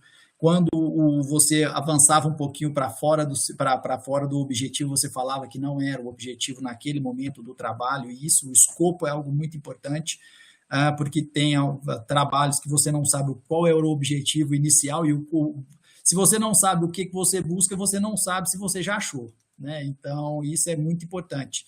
Então, Gina, muito obrigado pelo convite, né? Gustavo, muito obrigado pelo convite, professor Luiz, muito obrigado pela participação, pelos comentários, podem ter certeza que eles foram extremamente enriquecedores aí. E sucesso para você, Maria Eugênia. Obrigada, muito obrigada pela presença, Laurence. Bom, muito obrigada, Laurence, também anotei aqui e agradeço bastante. Espero que isso vá só aproximando aí as nossas linhas de pesquisa para a gente poder trabalhar mais em conjunto no projeto, né? Então, vou passar a palavra agora para o Luiz Gustavo, né, que foi o orientador desse trabalho. Confesso que eu fiquei até em dúvida, o rito, se é normalmente, mas eu acho que o orientador sempre fica para o final mesmo. E agradecer bastante, né, o Gustavo sempre faz questão de dizer que realmente nesse trabalho, geralmente, às vezes, a gente tem vários tipos de orientação, né, mesmo entre nós dois, que é mais comum, né, a gente tem diferentes tipos de orientação. Mas nesse trabalho da Maria Eugênia, realmente, assim, a gente teve momentos ali que ele precisou de segurar, porque eu estava no meio da coordenação, então foi bem 50%, 50% mesmo, né? Na parte do texto, ajudou bastante, né? Ele fez a primeira leitura, a primeira revisão, eu peguei o texto já bem limpo, né? Para eu poder fazer a minha revisão final, e agradeço bastante aí pela colaboração, pela parceria, né? E já é o segundo, né, trabalho de mestrado que a gente finaliza aí com modelagem, né, especificamente com modelagem, problemas mais de... Engraçado, né, que o autônomo celular é bem conhecido por simulação, né, por esses problemas de modelagem, e eu demorei, né, a trabalhar com autônomo celular, né, eu trabalhava para outros problemas. Então, assim, eu acho que a gente vê o grupo amadurecendo, né, o Gustavo está sempre junto comigo nos diversos temas, eu orientando, ele orientando, a gente está sempre um chamando o outro para participar. E agradeço bastante aí por toda a ajuda, por toda a colaboração no trabalho. E você pode também arguir a Maria Eugênia, se você ainda quiser apertar ela. Não, eu que tenho que agradecer aí a participação no trabalho. Realmente foi um trabalho árduo, bem difícil, né, longo, como vocês viram, tem bastante experimento, né? Eu não tenho, depois de ter passado pelo Luiz e pelo Lourenço, eu não tenho nem mais o que falar, nem devo ficar quietinho. Então, eu só vou aproveitar aqui, né, para agradecer a Gina aí pelo convite, para poder estar orientando a Maria Eugênia. Na verdade, Eugênia, é a terceira que a gente trabalha em cima de autônomo celular, né, com modelagem. 2 com AG, né, juntos, tá? Agradecer aí a Maria Eugênia também pela paciência, porque foi árduo, a gente cobrou, a gente pediu muita coisa, ela teve as dificuldades dela, principalmente no começo, né, para poder entender o modelo, depois para avançar. Ao longo do percurso, teve outros percalços que atrapalharam um pouco o desenvolvimento do trabalho aí, mas ela sempre foi muito dedicada e nunca fugiu do serviço, né? Sempre passou, tinha dificuldade, vinha pedir ajuda, mas sempre teve o empenho aí de tentar cumprir da melhor forma possível, mesmo com os problemas que vêm surgindo, né? Inclusive, sabendo as limitações, né, da ansiedade que ela tem, ela soube lidar com isso e pedir ajuda na hora que precisava, né? Então, Maria Eugênia, realmente o trabalho ficou muito bom mesmo, foi muito bom trabalhar com você, foi fácil, tá? Quero agradecer, né, tanto o Luiz como o Lourenço pelos comentários, né? Eu já anotei aqui tudo, né? E, sem dúvida, são muito importantes, né? E Luiz, a ideia do artigo de revista aí é perfeito. Nós temos aquele mapa de calor, está precisando, não foi publicado, ele é uma das partes a ser publicado, então é o grande finale, estava justamente esperando, enquanto as dicas aí vai ficar mais tranquilo, já meio que direciona a gente para onde que a gente pode mandar e conseguir um bom. Muito obrigado aí pelos comentários, tá? E Lourenço também, né? É parceria, né? Já de longas datas aí, mas agora de forma mais efetiva aí com esse projeto nós vamos estar atuando, tá? Então é isso mesmo que eu queria falar, não vou me estender muito não. Muito obrigado. Certo, Gustavo, obrigada. Então, cabe a mim aí, orientadora, as palavras finais, né? Antes de eu falar um pouquinho sobre... Gina, deixa só uma palavrinha, que aí só pegar aqui um gancho para responder uma pergunta do Luiz lá, a respeito da LQLR. Na verdade, Luiz, o Q é de queima. Era que é o tempo de queima. E o R é de recuperação do modelo. É um modelo brasileiro também, os pescadores brasileiros, se eu não me engano, no Unicamp, eu não tenho certeza, mas esse nome era brasileirado, né? Então, LQ era de queima e R de recuperação. E o L vem da onde, Luiz? De leme? Isso é minha pergunta. Acho que é limite. O nome Acho que Luiz. deve ser o limite. Pode ser, pode ser. Bom, então, antes de falar assim, de uma forma mais geral sobre o trabalho, né, da Maria Eugênia, eu queria fazer alguns comentários, né? em cima até dos comentários aí da banca. Primeiro, o que eu coloquei? A regra do Rio. Eu tô assim, que regra do Rio? Pensei em Rio de Janeiro. O que foi que eu escrevi regra do Rio? E eu lembrei, foi um comentário do Luiz, né? Sobre a regra do Rio. Então, Luiz, talvez o caminho mais tortuoso que a gente caminhou juntos aí os três foi essa regra do Rio. Né? Na verdade, antes de partir para 2 vegetações, a gente tentou pôr um rio ali no meio, né? E realmente foi assim muito desafiador, pelo seguinte: a gente pensava assim, tem uma probabilidade muito baixa, que é como se fosse ali um galho, né, que atravessou ali um córregozinho, né, um afluente, ou não sei, às vezes uma rajada mais forte, tá com muita folha, quer dizer, ele vai deixar passar, mas não pode deixar como se fosse vegetação, né? Então a gente trabalhou assim com a ideia de que teria uma inércia maior ali para passar, né, pelo rio. Mas o que acontece é que para esse tipo, né, de checagem que a gente está fazendo, que é muito visual, né, você falou, né, espaço temporal, e a gente quer ver a imagem parecida, foi muito cruel com o modelo, porque assim, você tem um rio lá, por exemplo, né, o primeiro exemplo era bem simples, era um rio atravessando a metade assim, do reticulado, né? E aí você rodava no mesmo modelo, né? Mesmo que você pegasse só o modelo de referência. Uma hora que você rodava, uma hora passava o fogo para cima, mas bem lá na ponta esquerda.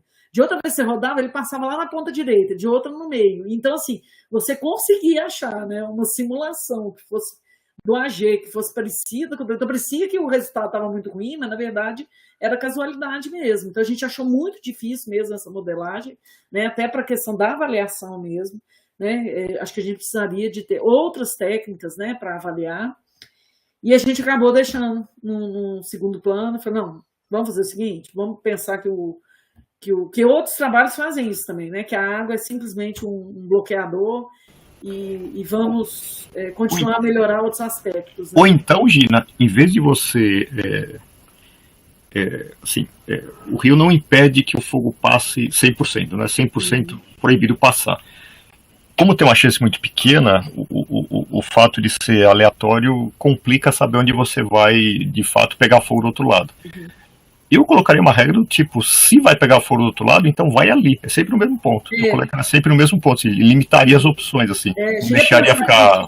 De pensar que tem 3 troncos ali, sempre na mesma posição. Ele vai ter que passar... Um tronco. Se passar é por aquele tronco. Não vai ter outro ali. Para você conseguir reproduzir, porque senão fica infernal, né? Como é um evento de baixa probabilidade, você nunca vai conseguir reproduzir de fato, né? Porque... Então, esses, com certeza, foram muitas horas de simulação, né? E que tava, assim, a gente estava vendo que estava indo por um caminho que a gente tinha conseguido resultados muito bons, né? Só com a vegetação, e quando colocou o rio, aí a gente falou, então vamos tentar 2 vegetações, e aí foi surgindo tanta coisa nova, né? E ficava sempre para depois a questão do rio. Então, agora, no outro modelo, que é aquele modelo, né, que foi o último que ela utilizou, é também do nosso laboratório, né? Está sendo desenvolvido por um aluno de iniciação científica orientado por um aluno de doutorado, e ali a gente está pensando em voltar a essa temática aí, né? Que pegar o boi pelo chifre aí, né? Mas realmente não foi tão trivial. A gente pensou nela assim, mas a gente achou melhor contornar esse rio aí, porque não estava muito fácil, né? Outro comentário que eu ia fazer sobre a velocidade de propagação, Luiz. Nossa, que ótima ideia. Como que a gente, assim, às vezes tem coisas que são óbvias, realmente é importante essa visão de fora, porque, assim, no fundo, a avaliação que a gente faz, assim, esse resultado foi bom, a simulação foi boa, não foi? A gente ficava olhando, assim, quanto que ele batia na borda, né, do reticulado, porque isso é uma medida nossa, uma heurística nossa de velocidade de propagação, né? Então, por exemplo, quando a gente vê lá naqueles sinais, fala, esse foi muito mais rápido que aquele, né? Aquele não foi tão bem. Porque ele atingiu o reticulado muito mais rápido, né? A borda do reticulado muito mais rápido. Então, assim, é uma ideia ótima, tá? Até como avaliação mesmo, um critério de avaliação entre as simulações, né? Para não ficar esse aspecto tão visual, né? Para ajudar a gente a automatizar. E também, concordo com você, a gente depois pode incluir no próprio fitness, né? Pode ser uma... É que tudo que a gente inclui no fitness, depois você precisa de algo externo, né? Porque senão fica muito enviesado. Mas no primeiro momento, assim, como avaliação, eu acho, assim, muito bom. Eu acho que para dados reais, né, é legal, né? Se você tiver um incêndio de grandes proporções que você tem as fotos, né? Aí E muitas vezes é o que o bombeiro quer, ou a comunidade, para saber se tem que avisar uma comunidade ou não, né? Qual é a velocidade, quanto, né? O que você está esperando que vai chegar esse fogo, vai chegar se a gente não conseguir apagar, né? Quanto tempo que ele leva para chegar no bairro, né? E assim, isso relacionado com o mapa de calor, né? Você ainda não tinha falado do mapa de calor, eu já tinha notado que o povo falou assim, porque realmente o mapa de calor é essa ideia de mostrar assim, um comportamento médio, né? Mas é lógico, né? Se você tem um comportamento médio alto que está com velocidade, né, muito alta, né, ela vai estar mais espichadinha, assim, né, o mapa, né? Vai estar propagando mais rápido. Então, talvez seja uma medida para tirar dentro do mapa de calor que ficaria assim bem bacana juntar as duas coisas, né? Então, agradeço bastante aí pela ideia e acho que vai ficar muito bom. E terceiro, sim, que eu gostaria de falar também sobre fitness, né? Realmente achei até que o Luiz ia pegar mais forte aí no fitness. Ia reclamar do nosso fitness, que está muito simples. É aquilo assim, a gente começa com uma ideia, fala, vamos ver se vai dar certo, né? E a gente ajustou, sofreu um pouco no início, aí estava dando certo, vamos deixar, né? Mas realmente, assim, a gente sabe que está muito simplista mesmo. Ontem eu e o Gustavo, a gente estava conversando, no mínimo, assim, tem 3 tipos de célula, né? A célula que está queimando, a que já queimou e a que nunca queimou. E a gente não está olhando isso, a gente só está olhando a que está queimando, né? O fitness só está olhando célula em fogo, né? Então, o próprio abertura lá da mancha de fogo, né? Quer dizer, aquelas células que estão ali no meio, sem queimar, porque já queimaram, isso não está refletindo no fitness, né? Então, realmente é difícil a AG achar isso. Eu acho que isso, Gina, acho que isso pode ser relevante, por exemplo, se você tiver uma simulação de longa duração, assim. Tipo, você vai fazer uma simulação para 5 anos do Pantanal, porque aí a vegetação dá tempo dela reaparecer, e aí sim, mas assim, no céu é um puf, né? Então, dane-se, né? O que ficou para trás, né? Mas essa recuperação, ele tem 2 sentidos, Luiz. Ele tem o sentido disso aí que você está falando, de regenerar mesmo, de ali a floresta regenerar, né? O cerrado regenerar, mas tem o sentido também, mesmo um incêndio de mais curta duração, né? Assim, vamos dizer, de 2 dias, 1 dia, né? É a questão de voltar a pegar fogo num lugar, né? Assim, porque o fogo ele passa naquela região e depois ele pode voltar realmente, resfria aquela região e ficou ainda material ali, combustível, né? Então, assim, foi um fenômeno que a gente viu que, por exemplo, nesse modelo do Losada, a preocupação dele era essa, era mostrar que mesmo que a onda de fogo já passou ali, ele pode voltar a pegar fogo. Mas simulações de vocês não tem isso, né? Nas simulações de vocês não tem isso, né? Não tem aqueles pontinhos no meio, assim, que fica pintadinho no meio, é que o fogo tá voltando a surgir no meio. E aí, se rodar mais, vai aparecer um... Tá vendo? A gente põe uma figura aí. Aí, que justamente os outros modelos não tem. Olha lá, tá vendo essas bolinhas no meio aqui, ó? Isso aí tá voltando a pegar fogo. O modelo de cima, ele não tinha essa capacidade de regeneração. Então, ele pegou fogo, ele não volta mais. Né? Então, mas você não roda o suficiente para que esses pontinhos formem uma nova frente de onda. Uma nova onda, né? Em alguns casos a gente viu uma ondinha ali, mas não como a frente principal, né? Mas eu falo assim, a dimensão dessa área aí, eu acho que ajudaria, assim, esses casos que a gente tem. Em um a gente vê que está bem limitado, né? A gente olha mais a borda, vamos dizer assim. A gente não está olhando tanto a extensão, né? Então, eu acho que às vezes ele acha uma solução assim, às vezes eu com a borda mais fina, mas uma área maior, dá no mesmo, porque o que eu estou contando só é célula queimando, né? O problema de você fazer uma simulação de longa duração é que o foco de incêndio não vai ser o mesmo, né? No sentido de que você faz o fogo para, sei lá, cerrado hoje, aí pegou fogo. Aí pro ano que vem, não é aquele fogo do ano passado que vai continuar, que continuou pegando fogo e se manteve. É outra coisa, né? Então, isso é meio encrenca, né, de você modelar, né? De saber quando é que vai ter o novo fogo, né?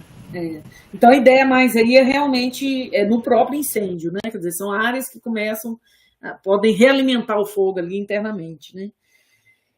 Mas assim, tirando isso, né, essa questão que a gente realmente não considerou, né, a gente sabe que tem outras equações, né, que a gente pode utilizar e a gente, mais no final, né, quando a gente viu o problema aí na reprodução do comportamento do modelo aqui do próprio grupo, né, a gente pensou lembrando dos artigos que você tinha citado na época no trabalho da Larissa, nós fomos lá, lemos e tudo, realmente tem muita equação aqui que a gente pode utilizar, a nossa está muito simplista, né, então assim, acho que até surpreender os resultados. Assim, tem lugares que eu falei para a primeira Gênia, ontem ela apresenta a primeira Gênia, parece que se errou e você copiou a figura de tão parecidinho que tá, né? Principalmente aqueles lá do Parque Pau Furado. Né? Mas assim, a gente vê que realmente, quando trouxer as especificidades do caso real, aí vai se aproximar mais do que aconteceu ali no modelo eu já ia falar modelo da Heitor, né, que é o que a gente fala entre a gente, né, mas o segundo modelo lá que está sendo utilizado no grupo, né. Então, realmente, a gente precisa, né, com certeza, esse trabalho precisa de evoluir aí nesse sentido, né. Eu só queria pedir para a Maria Eugênia, você preparou aquela transparência, Maria Eugênia? Porque, assim, a gente fez o teste final, desses testes finais. Peraí, eu tenho a do mapa de calor e tenho as outras que eu mostrei. Do AG que deu. Porque, assim, uma coisa que eu falei para a Maria Eugênia, eu falei, não, vamos fazer um último teste, o seguinte, que a gente viu que realmente a gente conseguiu melhorar o resultado manualmente, mas usando valores que nem estavam no domínio, quer dizer, não tinha como a AG encontrar, né? Então, eu falei, roda de novo, depois não vou rodar com população maior e tudo, né? Até com tá aparecendo? Eu não sei, porque tá oculto aqui. Tá aparecendo os valores, né? Só o vetor, essa daí. Então, assim, essa mais da esquerda, né, Maria Eugênia, me corrija se eu estiver errada, mas a mais da esquerda é o modelo que a gente chama vulgarmente aqui de modelo do Heitor. Não, mas o segundo modelo que está sendo desenvolvido, né, que foi publicado também no CRI, no ano passado.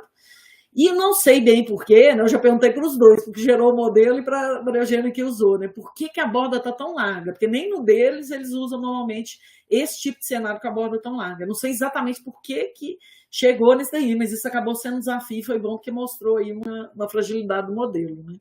Então, realmente ele não conseguia achar essa borda larga, porque precisa do LQ muito alto, né, para chegar. Então, é isso que eu falo, o AG parece que para ele compensar que ele não conseguia achar a borda larga, ele achava uma área maior, mas com uma borda mais fina, né?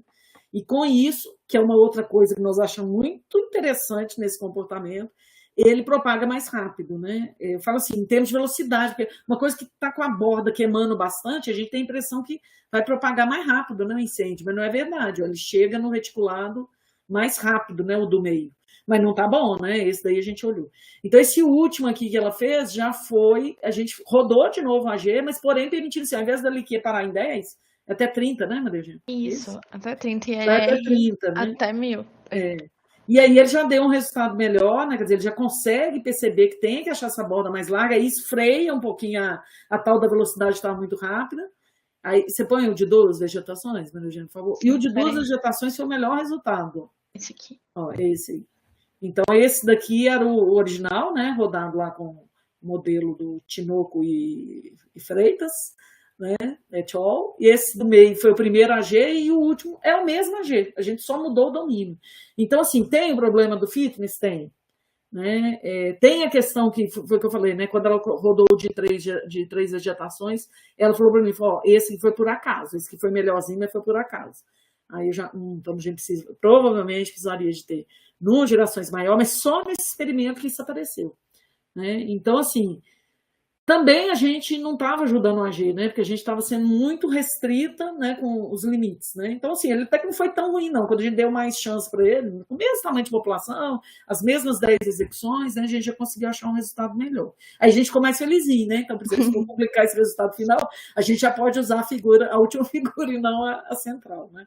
Mas com certeza ainda tem aí, como sempre, né? Ainda bem, né? Acaba um trabalho, ele tem que ter espaço para melhoria, né? Senão não foi um bom trabalho, né? Porque é um trabalho que consegue esgotar tudo, porque não foi o trabalho do jeito que precisava, né? Bom, gente, então, assim, agora eu vou falar de uma forma geral aí do trabalho da Maria Eugênia, né? Ontem ela fez a prévia para a gente já conversou bastante com ela, então é mais para mim colocar publicamente, realmente elogiar o trabalho da Maria Eugênia, a dedicação, o empenho dela. A gente teve momentos de grande dificuldade, que foi bem no início da pandemia, ela teve uma decisão de mudar de cidade, isso gerou uma insegurança muito grande nela, na gente também, né? Será que esse trabalho vai vingar, né, com tantos obstáculos aí que surgiram, né, num determinado momento? Mas ela é uma menina muito concentrada, muito determinada, né? E já trabalhei com ela também em outras coisas que ela me ajudou, e eu sempre falo que ela é um show, assim, eu gosto muito de trabalhar com ela, e uma pessoa, assim, muito fácil de trabalhar, o Gustavo falou, e é verdade mesmo, né, a gente, assim, era sempre, assim, às vezes a gente não tinha muito tempo para conversar com ela, mas era sempre aquela manhã agradável ali na sexta-feira, que era sempre, né, muito interessante, e e muito, muito, muito bom de conversar, né? Mesmo à distância, né? Infelizmente não foi tanto presencial, mas mesmo à distância a gente sempre curtiu bastante esse trabalho, né? Acho que é um trabalho que isso é importante, né? A gente que trabalha com pesquisa, a gente gostar daquilo que a gente está fazendo, então era muito bom, né? Esse trabalho sempre a gente gostou muito, vai deixar saudades as sextas-feiras de conversa com a Maria Eugênia, né? E dizer assim, que eu também acho que o trabalho ficou muito bom, Luiz. Eu até falei para ela assim, quando ela acabou de apresentação, eu falei, nossa, Maria Eugênia, como você fez coisa? Eles vão dar bronca na gente, vão falar que a gente te judiou de você. Que, em outras palavras, que você falou, né? Deu quase um doutorado, né? Então, realmente, ia surgindo as coisas e vinham as questões de pesquisa e a gente propunha para ela e a gente queria realmente investigar, né? Até porque a gente queria levar para essa comunidade o autônomo celular, né? O Luiz criticou aí, mas eu queria levar porque é lá que está o pessoal que propôs os primeiros modelos, né? O Chopin, e foi muito bom apresentar o ano passado, né? Eu tive nesse evento aí em Genebra, eu que apresentei o trabalho da Maria Eugênia, nós fomos com 2 trabalhos, eu apresentei o dela e o Claudinei apresentou o outro, que é desse primeiro modelo aí. E foi muito bom ver, assim, que eu estava esperando muita crítica realmente, né? Porque é o pessoal que conhece bastante desses modelos e o pessoal gostou do trabalho e as críticas foram mais construtivas, né? E foi muito legal.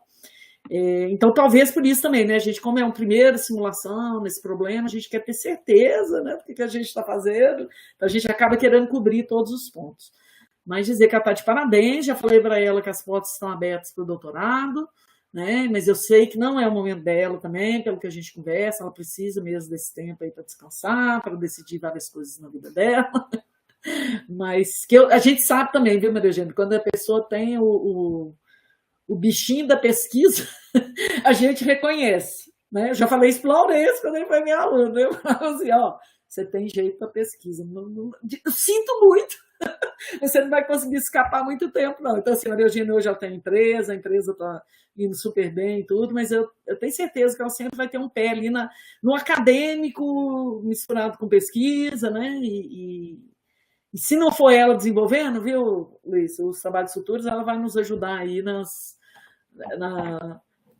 coorientação aí desses trabalhos, que com certeza ela abriu vários trabalhos aí como possibilidades, né, para o grupo, né, para a gente dar continuidade. Então, tá assim, de parabéns, eu fiquei muito satisfeita mesmo com os resultados finais e fico feliz aí do Luiz e do Laurence também terem, né, chegado aí nessa mesma conclusão. Tá certo? Então, muito obrigada. Agora é o momento que a gente abre aí para o público, e eu acabei de ver que tinha... é um comentário aqui da Daniela, acho que durante o comentário lá. Mas, enfim, né, é uma banca pública. Se alguém quiser fazer uma pergunta, né, esse é o momento, certo? Então, se alguém quiser fazer uma pergunta para a Maria Eugênia, primeiro pergunta, tem outras pessoas que estão na sala, que eu convidei os alunos que participam do laboratório, né, se eles quisessem entrar também na sala. Se alguém quiser fazer uma pergunta para a Maria Eugênia, agora ela está relaxada, antes ela estava nervosa, mas agora eu estou vendo que ela está relaxada. Então, fiquem à vontade, se alguém quiser fazer alguma pergunta. Amigo de verdade não pergunta. Não, né? Não.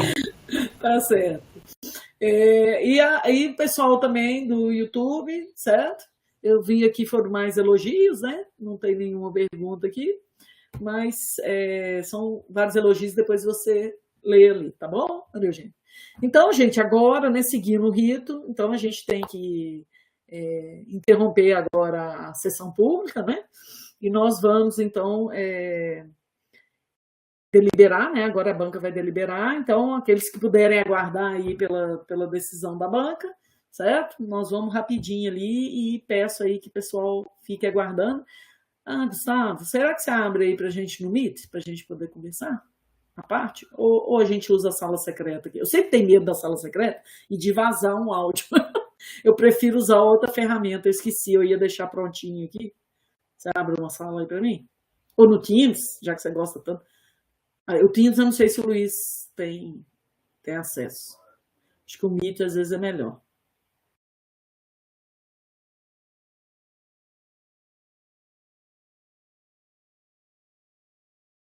Vendo aqui que a sala secreta sumiu do MConf, acho que eles tiraram esse recurso. Usei tanto no início, na pandemia, para poder avaliar os alunos, fazer prova oral, deixava todos na sala e levava um para uma sala que só ele falava. e eu preciso de 10 segundos aqui, eu já volto. Tá, joia.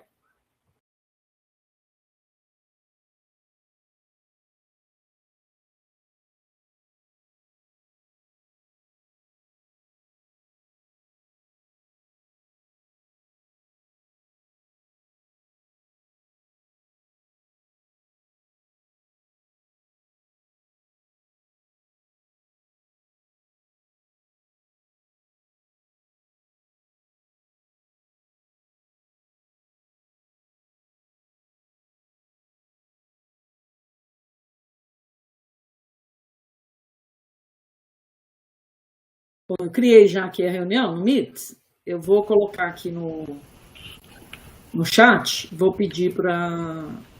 Isso tem tudo para não dar certo agora, hein, Gina? Será? Aí eu só vou pedir para vocês não esquecerem justamente desabilitar o microfone aqui no MConf, senão tudo que a gente conversar lá acaba sendo transmitido aqui. Eu vou digitar aqui, ó. Tá? Aí eu peço aí o Laurêncio, o Gustavo e o Luiz para clicarem aí e a gente continua lá na outra sala. Só peço para todo mundo desativar aí o microfone e a câmera. Onde é que está esse negócio que você digitou? Nesse bate-papo público. Tem que clicar nele, é isso? Ah, você clicou.